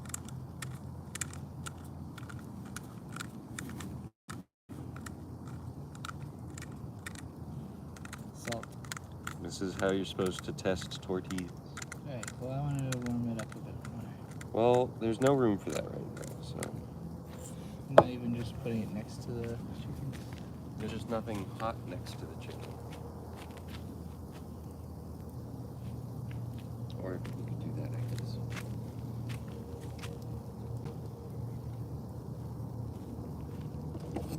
They're good tortillas.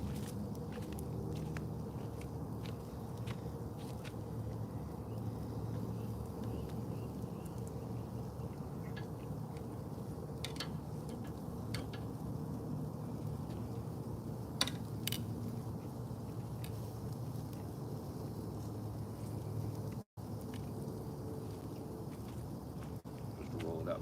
You also lost all your salt. No, I can see it all.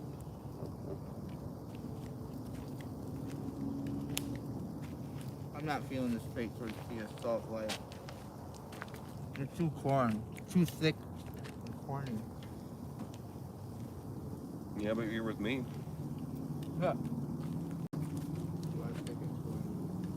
But in a good way.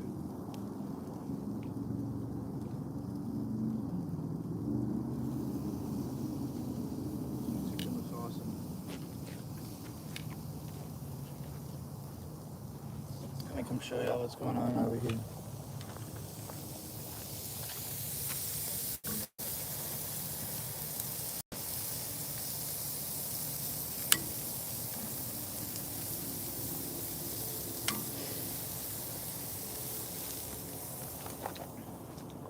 Look at that, it's chicken being cooked. Oh my god. Claw game YouTuber ruined by for pride items at Target. A worse Magic the Gathering. That's pretty good. That's pretty good. Looked it up. I'm not kidding. Jeremy the Quartering has 3 dads. That's what's going on. What? 3 that gay even mean? dads? What the fuck? Are you fucking serious? Wait, what do you mean 3 gay dads? He does not have a polyamorous 3 dad parenting situation. You are not going to tell me that's true. That's too ludicrous to be true. If that's true, I really need Jeremy the Quartering to come to the gay side. I don't understand. He must really hate his dads. I mean, if you think about how much a normal dad can fuck up your life, think about how Imagine having bad 3 of 3 them. dads. I don't even have 3 parents. I only have 2 parents. 2 parents is already pretty difficult to deal with. 3 parents? You fucking kidding me? Look it up. He has 3 gay dads. I can't fucking believe this. Jeremy the Quartering is a claw game master with 3 gay dads? What are you fucking talking about? This man is a living cartoon. Why is he so much more interesting than his content is? Why does he make the most boring content in the world when his life is full of intrigue? I was wondering, like, nobody has that much spark in their eyes if they are just fundamentally a boring person. So why does he make the most boring content? I don't understand. Jeremy, there's time. There's time for you to change. There's time for you to stop being mad at your 3 gay dads. I don't think this is real. Find me a source. And then Where's I'll the believe source? it. We need to know more about this 3 gay dad situation. Is this just a meme? Is this something that the fucking Bat Legion made up? Who? That's my new name for the shitlord gays, the community I'm building, the Bat Legion. You know why? No. LGBT, Legion of Bats, but you turn it around, Bat Legion. There you go. Wouldn't it be TBGL? TBGL? That's backwards. Well, I'm just saying you turn around Legion of Bats to Bat Legion because it sounds better Okay. Well, and it's less obvious that it's just LGBT. This is inspired by my first girlfriend. Her dad was in the KKK, and she told me that she had grown up being told that when white people die, they go to heaven and become angels, and when black people die, they go to hell and become bats. Well, that's insane. it just so happens that this is hell. So, I feel like a bat already. Bat Legion. That's what I'm about now. Let's go. Bats are cute, too.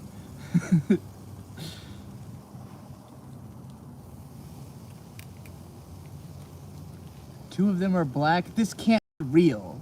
I don't believe this.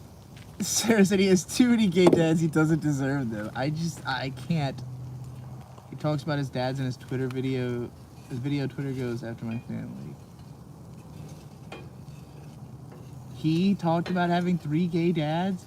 This is, how can, okay. A bug has gotten onto my tortilla and is eating the salt. And it's a strange insect I've never seen before. Oh, he's a bouncer. Yeah, you bouncy boy. You scooped him with the tortilla. This is the guy. This little dude decided to eat the salt off of my tortilla. No. He really likes to jump. Fuck off, guy. Jumpy little fucker. Alright, he's gone.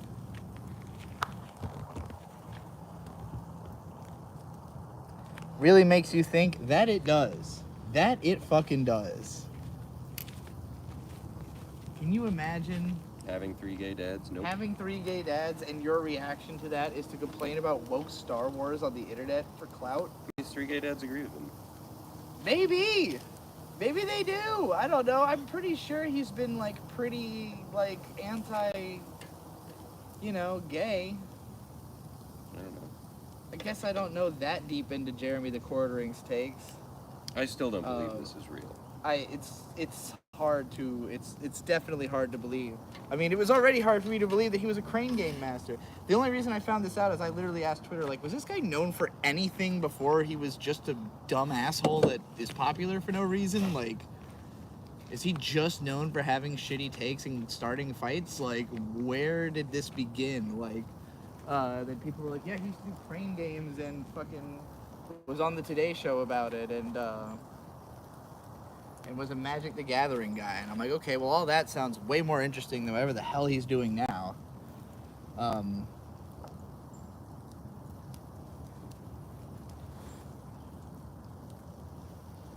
He peed in his own basement. His wife got pizza without him, and he got drunk and pissed in his basement. I mean, that's fine. If there's a drain in his basement, I don't see the issue. I mean, it probably smelled bad. But you can just rinse that out. It was on stream. Oh, like, well, did he, like, whip his dick out on stream? Like...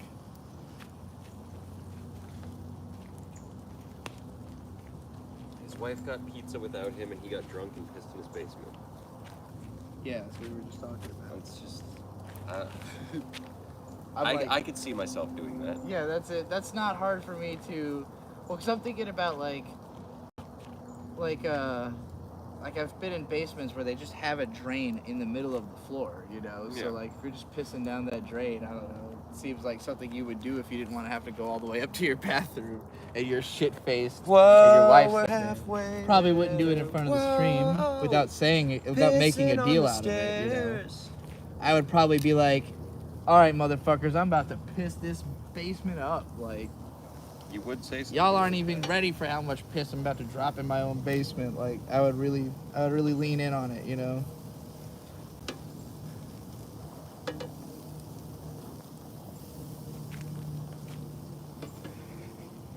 There's rumors he loves to smell his own farts. I mean, how do you find that out about a person? I mean, that's something you say about people who are pretentious, right? A fart sniffer. He likes to smell his own farts. I don't know.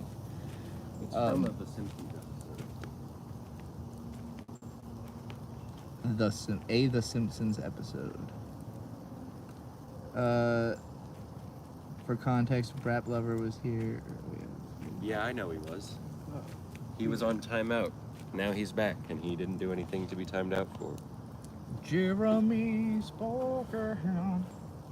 I had to figure out some kind of interpolation of that song with the quartering.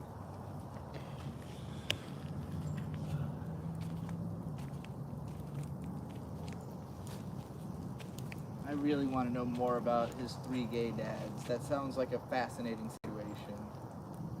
I didn't think you could get 3-way married. You can't. So it's just like are any of them married, or is it just like a throuple with a kid? Like, who's the biological dad? It takes a lot to make us. Was there a mom at some point? I want to know the whole story. I want all the details on the 3 gay dads of Jeremy the Quartering.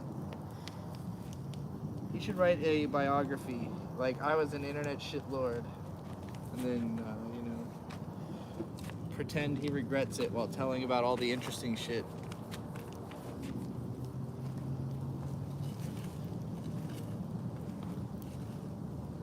What are we cooking in the woods? We're cooking chicken. Let me show y'all again, since it sounds like there's some new people in here.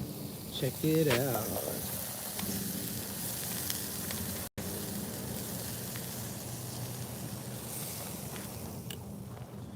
Grilling chicken, making fun of Jeremy the Quartering, waiting on super chats, drinking beer, watching the fire go down. Getting ready to eat, drink, fall asleep. That's how we do it in the East. Good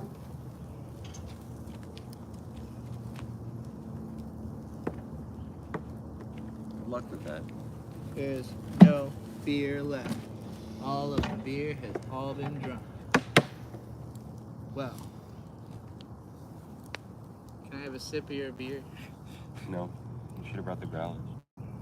I just want to sip and I'll be good. That's it. No more beers. Let me make sure there's no more beer. You should get all the trash out of the car and put it in a trash bag.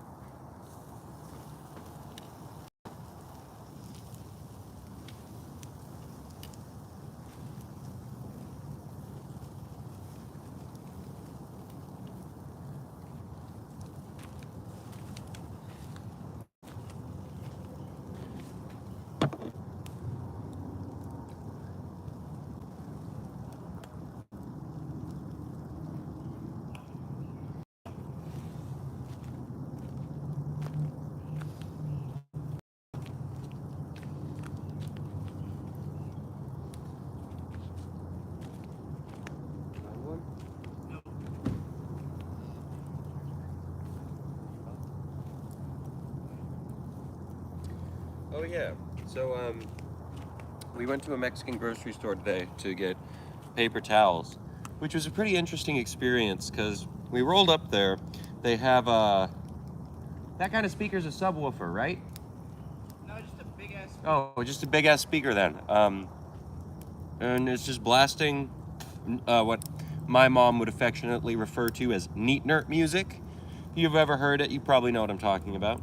But it was just a tiny little store. They had, like Mexican donuts and Mexican products, all that, I don't know. I got like a coconut strawberry milk drink. It was pretty good. We also got some artificially flavored sodas, banana and grape, I think.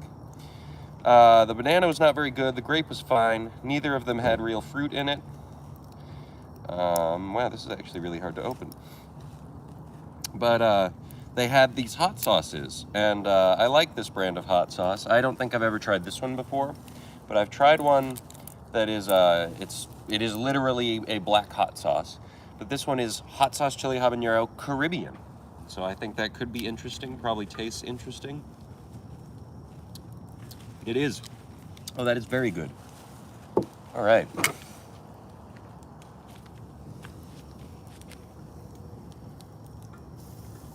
Yeah. Yeah. Well, not yeah. Closer.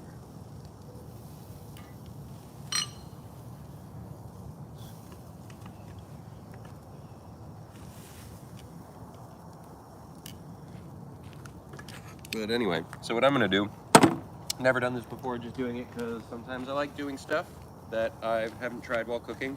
I'm just gonna pour some hot sauce on the chicken and then see how that does. See if it creates some kind of glaze or something.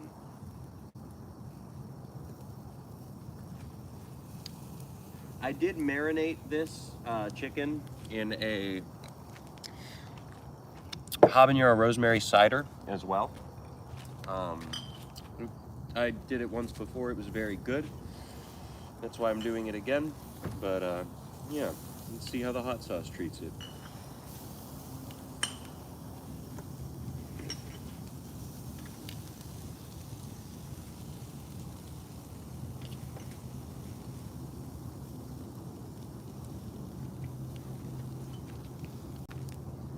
I'm gonna add some to the other side too.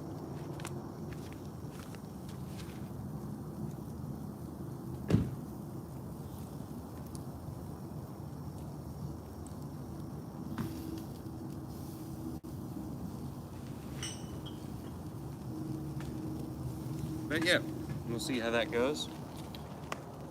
It was almost half of the entire bottle. I like hot sauce.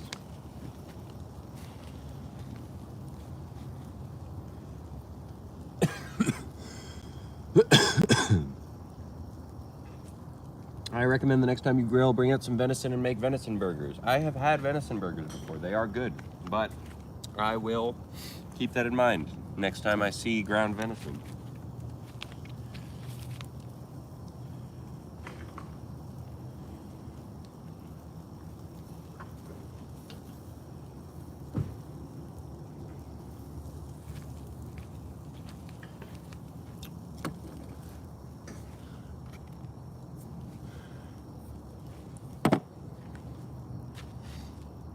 Oh, I can smell the habanero. It hurts.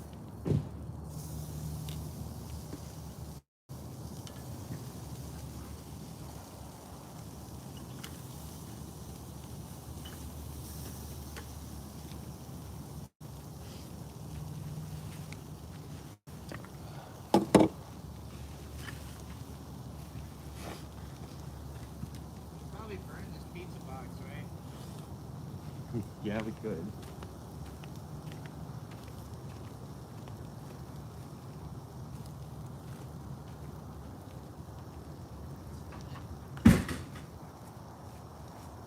Oh, you just want me to put it on top of the fire? I figured that's what you would do. I can do that. Pizza box. That's the pizza we had last night. Do not do this. It's a good place, Gus's.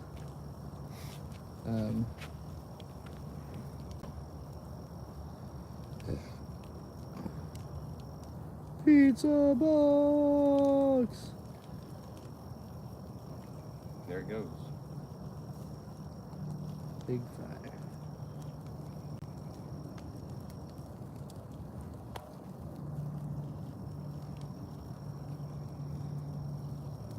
Oh, my aunt is getting married. Nice. I'm not gonna say her name, but you know, the one I really, really, really like and isn't married. Tell her I said congratulations. I will. It's a big fire.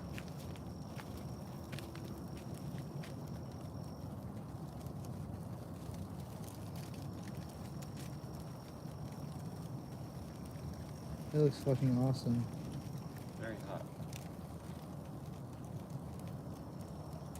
Keep an eye out for any floaties that are still on fire.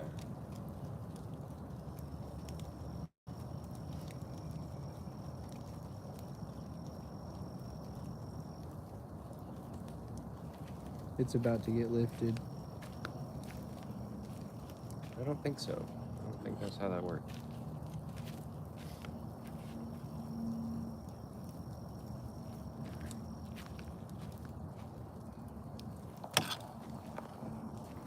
Meanwhile,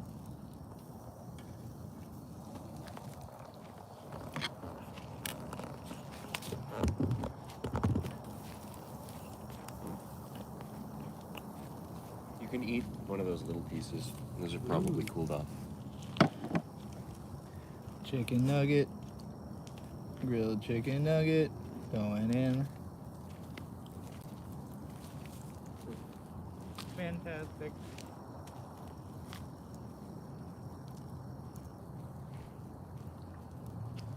Pizza snow. Yeah, I don't love that.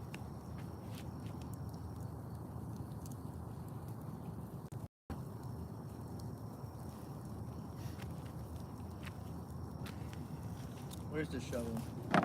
Right here.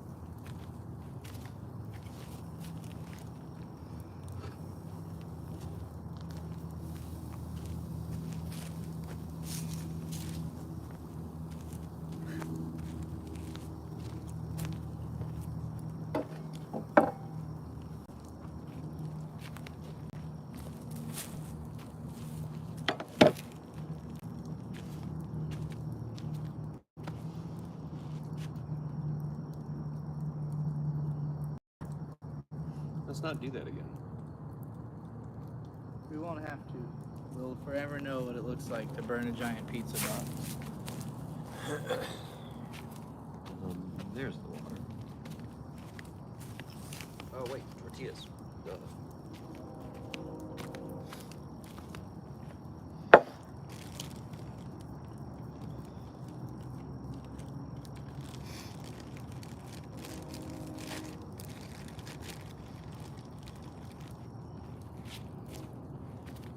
No more than one. Tortilla? No, one is fine. Those chicken nuggets were magnifico. Also spicy. I don't think that's gonna help with the butt bleed. But it's good.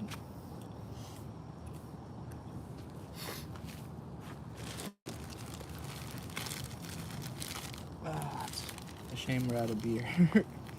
And tea for that matter. How are you out of tea? I brought only the one bottle. Oh, that's. But I'm also out of tea though. Oh. I did drink all of it during that last night stream. I see.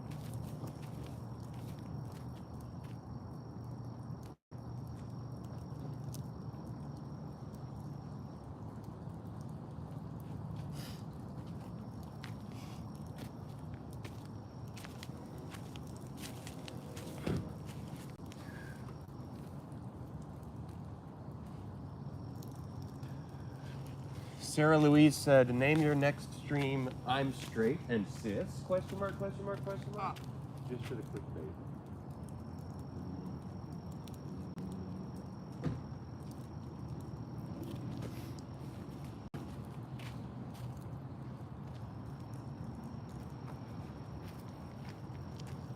It would have to be something like they're making me straight, or like, I don't know. They're making me straight. Yeah, I wanted to make it sound like I'm being forced straight somehow. That it's working. See, Frog, just keep showing back up around here. Just be up. Would you throw this away, please?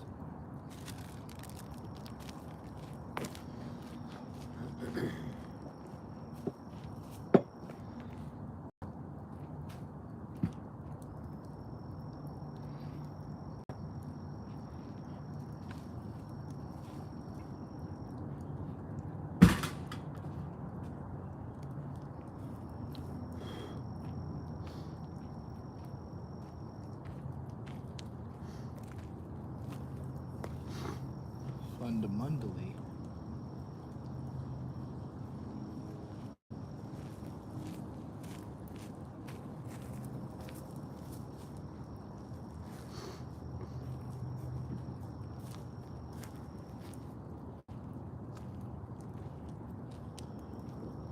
Well,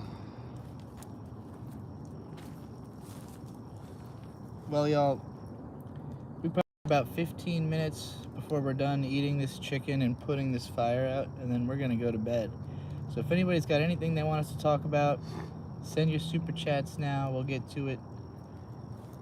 You know, if it takes a while to rant about, we'll stay up later. But it's pretty much, you know, pretty much the next 15 minutes, and then we're going to bed. We'll see you all tomorrow.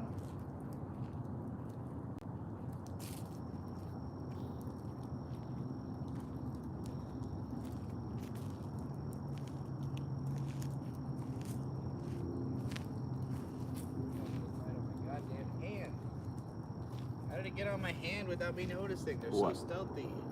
What? It's mosquitoes. Oh, yeah.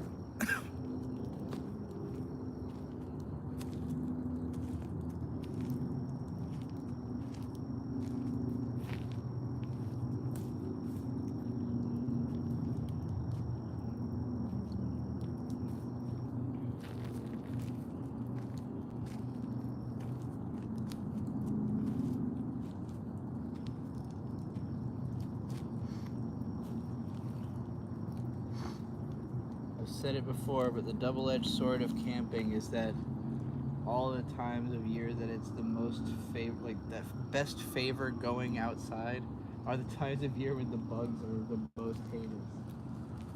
It's like you always gotta take your pick. Are you gonna deal with the cold or are you gonna deal with the insects? Now, granted, here this is like a fucking swamp, so the insects are particularly bad here, even compared to most places that you would camp. I think that's probably a big part of why I didn't like camping growing up, is that like this is the area I first did it in. So my expectation of camping was that it would be like just non-stop bugs. And I really did not like bugs growing up, so I mean, not that I like them now, but you know, I'm much more amenable to them than I was as a child. Then I was just like, make it stop.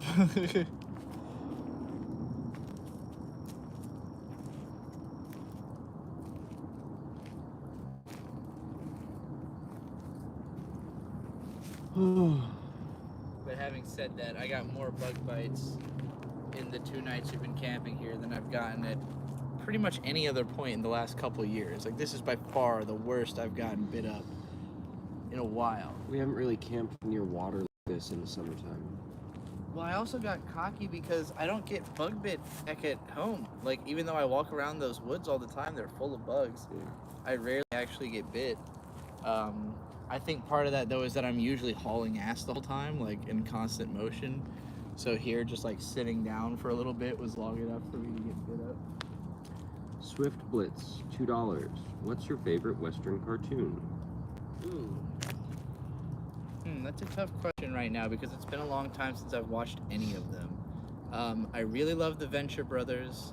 I've seen like the first 4 seasons of that. I just think that the writing is really strong. The whole perspective of it is like,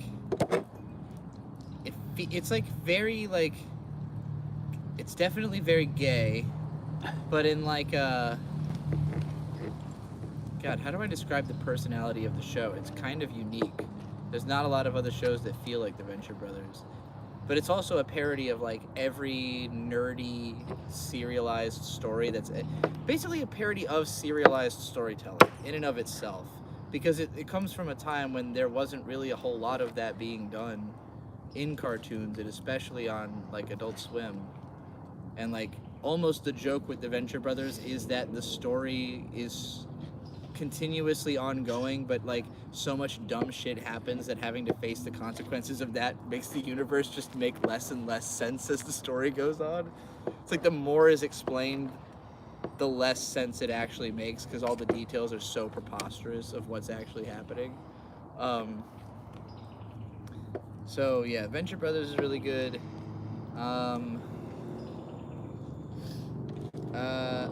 I enjoyed BoJack Horseman, although it was kind of depressing and there was certain stuff that was very clumsy.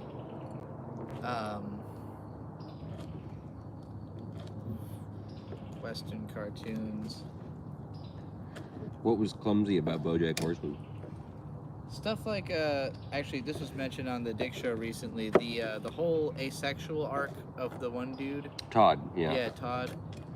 Or the fact that like Princess Carolyn, her like boyfriend was just like a perfect man. Like. Oh yeah, Judah. Yeah. The one she ends up with, right? Yeah. Yeah. Just certain aspects of it that felt like a little bit too like writing yourself into the story or wish fulfillment-y in a way that like the rest of the show kind of avoided. There's chicken and tortillas. I think sometimes that show felt a little too like therapy speak, you know? But sometimes that's a good thing. I mean, maybe that's better for the kinds of people who really need that show, you know? People who really feel like the ways that those characters do. For me, it was more of like a interesting look into someone else's mindset. I probably relate more strongly to the Venture Brothers as like a show concept. What's a good cartoon? What's your favorite Western cartoon? Speed Race. Anime. Nuh-uh. There's a Favorite not anime animation. Arcane was really fucking good. It's not. It's from France. They're not even That's real Western. No. They're even farther west. Well, no, not on the globe. Checkmate, atheist.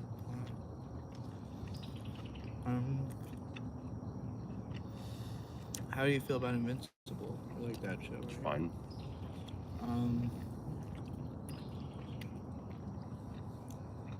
I know you were really enjoying Crapopolis. Yeah, but that's not like an amazing animation. Right. What about Castlevania? That's fine. It's good. Just naming stuff I know Bird likes. Yeah. Trying to find his favorite. I don't know. God damn, this is spicy. Metalocalypse had a lot of impact on me as a kid. Courage the Cowardly Dog Courage is is a really good answer. Like from my childhood, Ed, Edd n Eddy, Good Adventures of Billy and Mandy was good.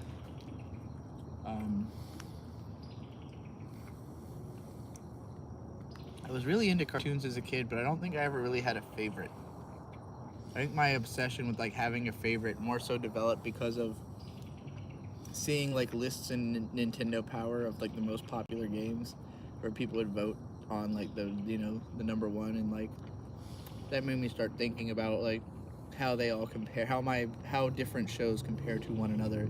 But it was very like conceptually like video games and anime were the things I had magazines of, so I thought a lot more about my favorites of those than I did about like Western cartoons, you know?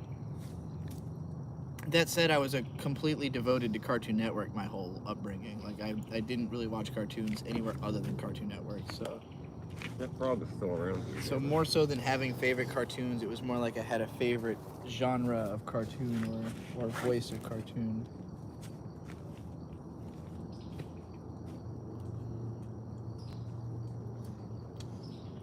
Teen Titans. I really like Teen Titans Go. I actually don't really like original Teen Titans very much at all. I liked it as a kid, but I don't like it going back to it. I think it's boring. But Teen Titans Go is fucking hilarious.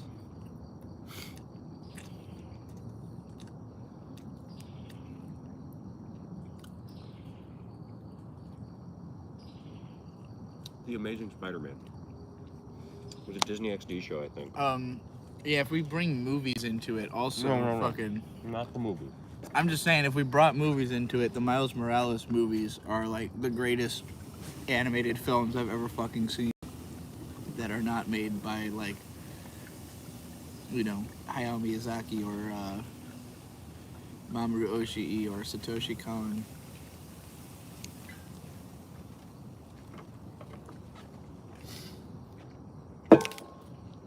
What do you think of this chicken? Really good. Roger Ramos, thoughts on Aqua Teen Hunger Force?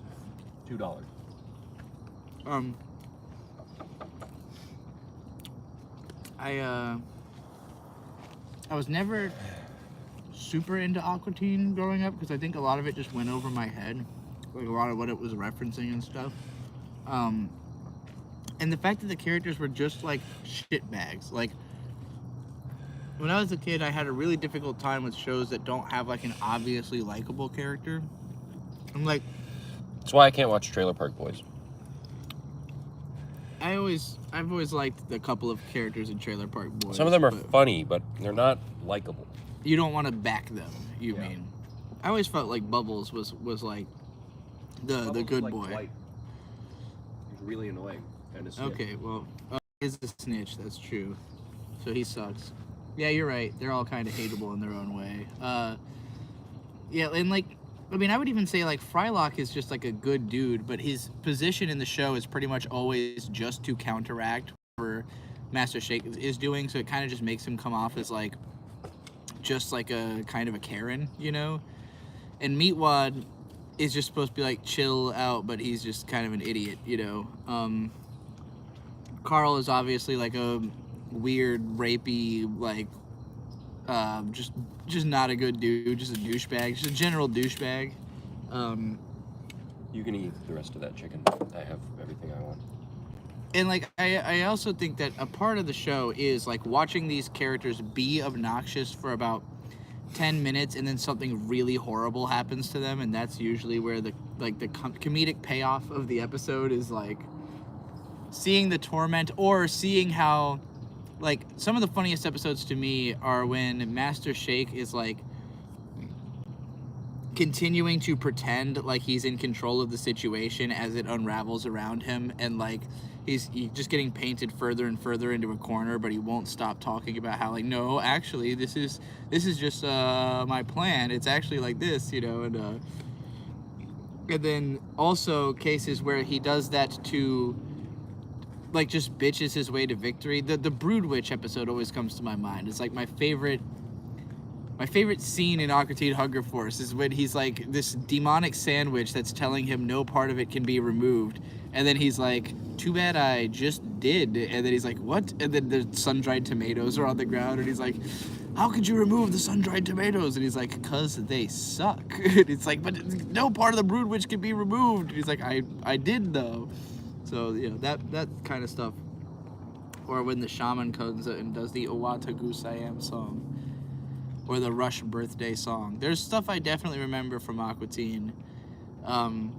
But for me as a kid, it was always kind of like just a thing that I was being subjected to because it's on the Adult Swim block, you know? Like, well, I guess this is another show I have to sit through to get to the stuff I am actually trying to watch. But, yeah, I've seen the movie also. The Mastodon song for the movie is amazing. Linoleum Knife. That song fucking rules.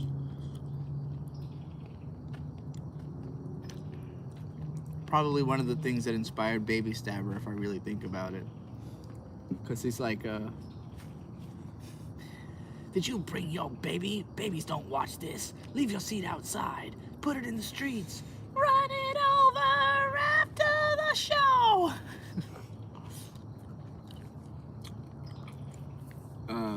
Yeah. I'd probably enjoy Aqua Teen Hunger Force a lot more now that I am an adult than I did actually growing up. I feel that way about a lot of those shows. Like, I was terrified of C-Lab because it's nonstop, like, raunchy sex jokes, and for me as a kid, that was just too much. Too much, man. I would avoid the hell out of C-Lab.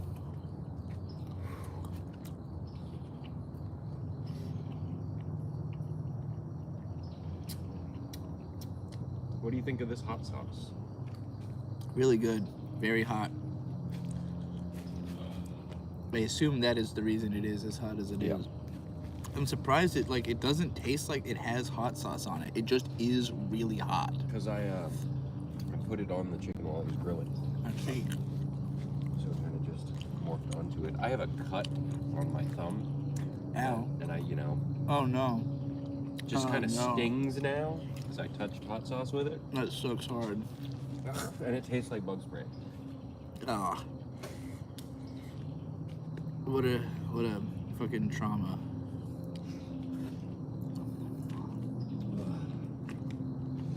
You gonna eat more of this? No, you can have the rest or burn it.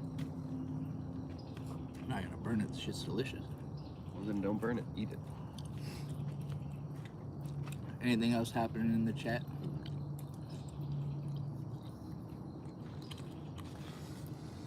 All I can think about is that fucking Linoleum Knife song now. Landon is just saying names of shows in the chat. Are they like Western shows that he No. likes? I mean, they're in the same vein as Opportune Hunger Force, like Space Ghost and... Oh, yeah. He said Palthsark. I know that one. South Park? Oh, South Park. Yeah, I grew up with South Park. South Park to me is like a fact of life. It's like hard to think of it as a show. It's just like, yeah, it's always been on. What do you mean? Like, I wasn't allowed to watch it, so it doesn't have that much influence on me. It's funny. I'm not saying it's not funny. it's changed a lot because in the early days it was just kind of like irreverent. Like, they weren't really trying to make a political point all the time, whereas it eventually became way more conceptual, you know? The End of Obesity is the most recent one. I've heard that's good. Yeah. Haven't seen it yet. I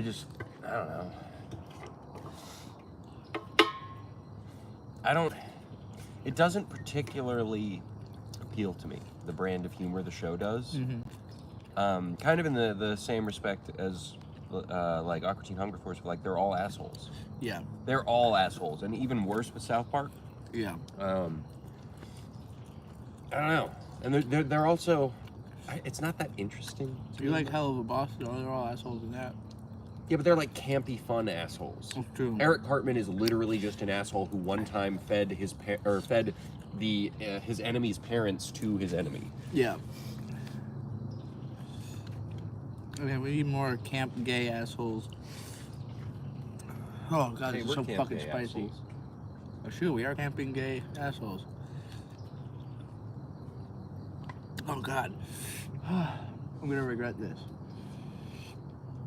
It's so fucking spicy. It's like building on itself too and getting more spicy the more I eat. Can I get that water? Archer is funny. I do like Archer.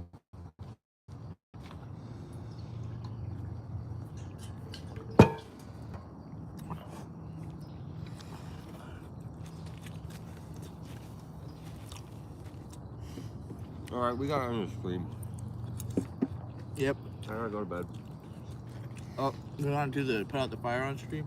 So?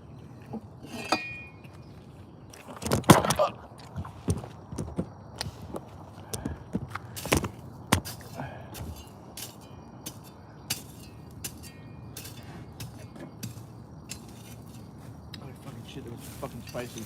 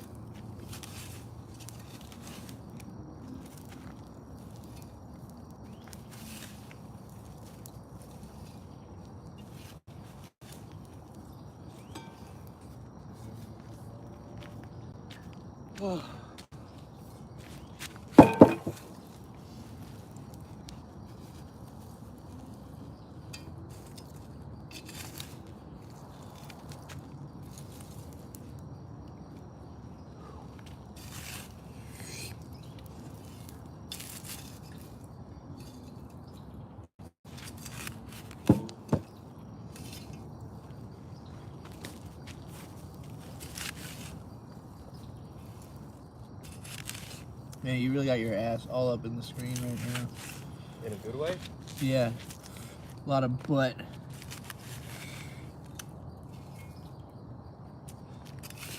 Thanks, everybody. This was a good stream. See you tomorrow.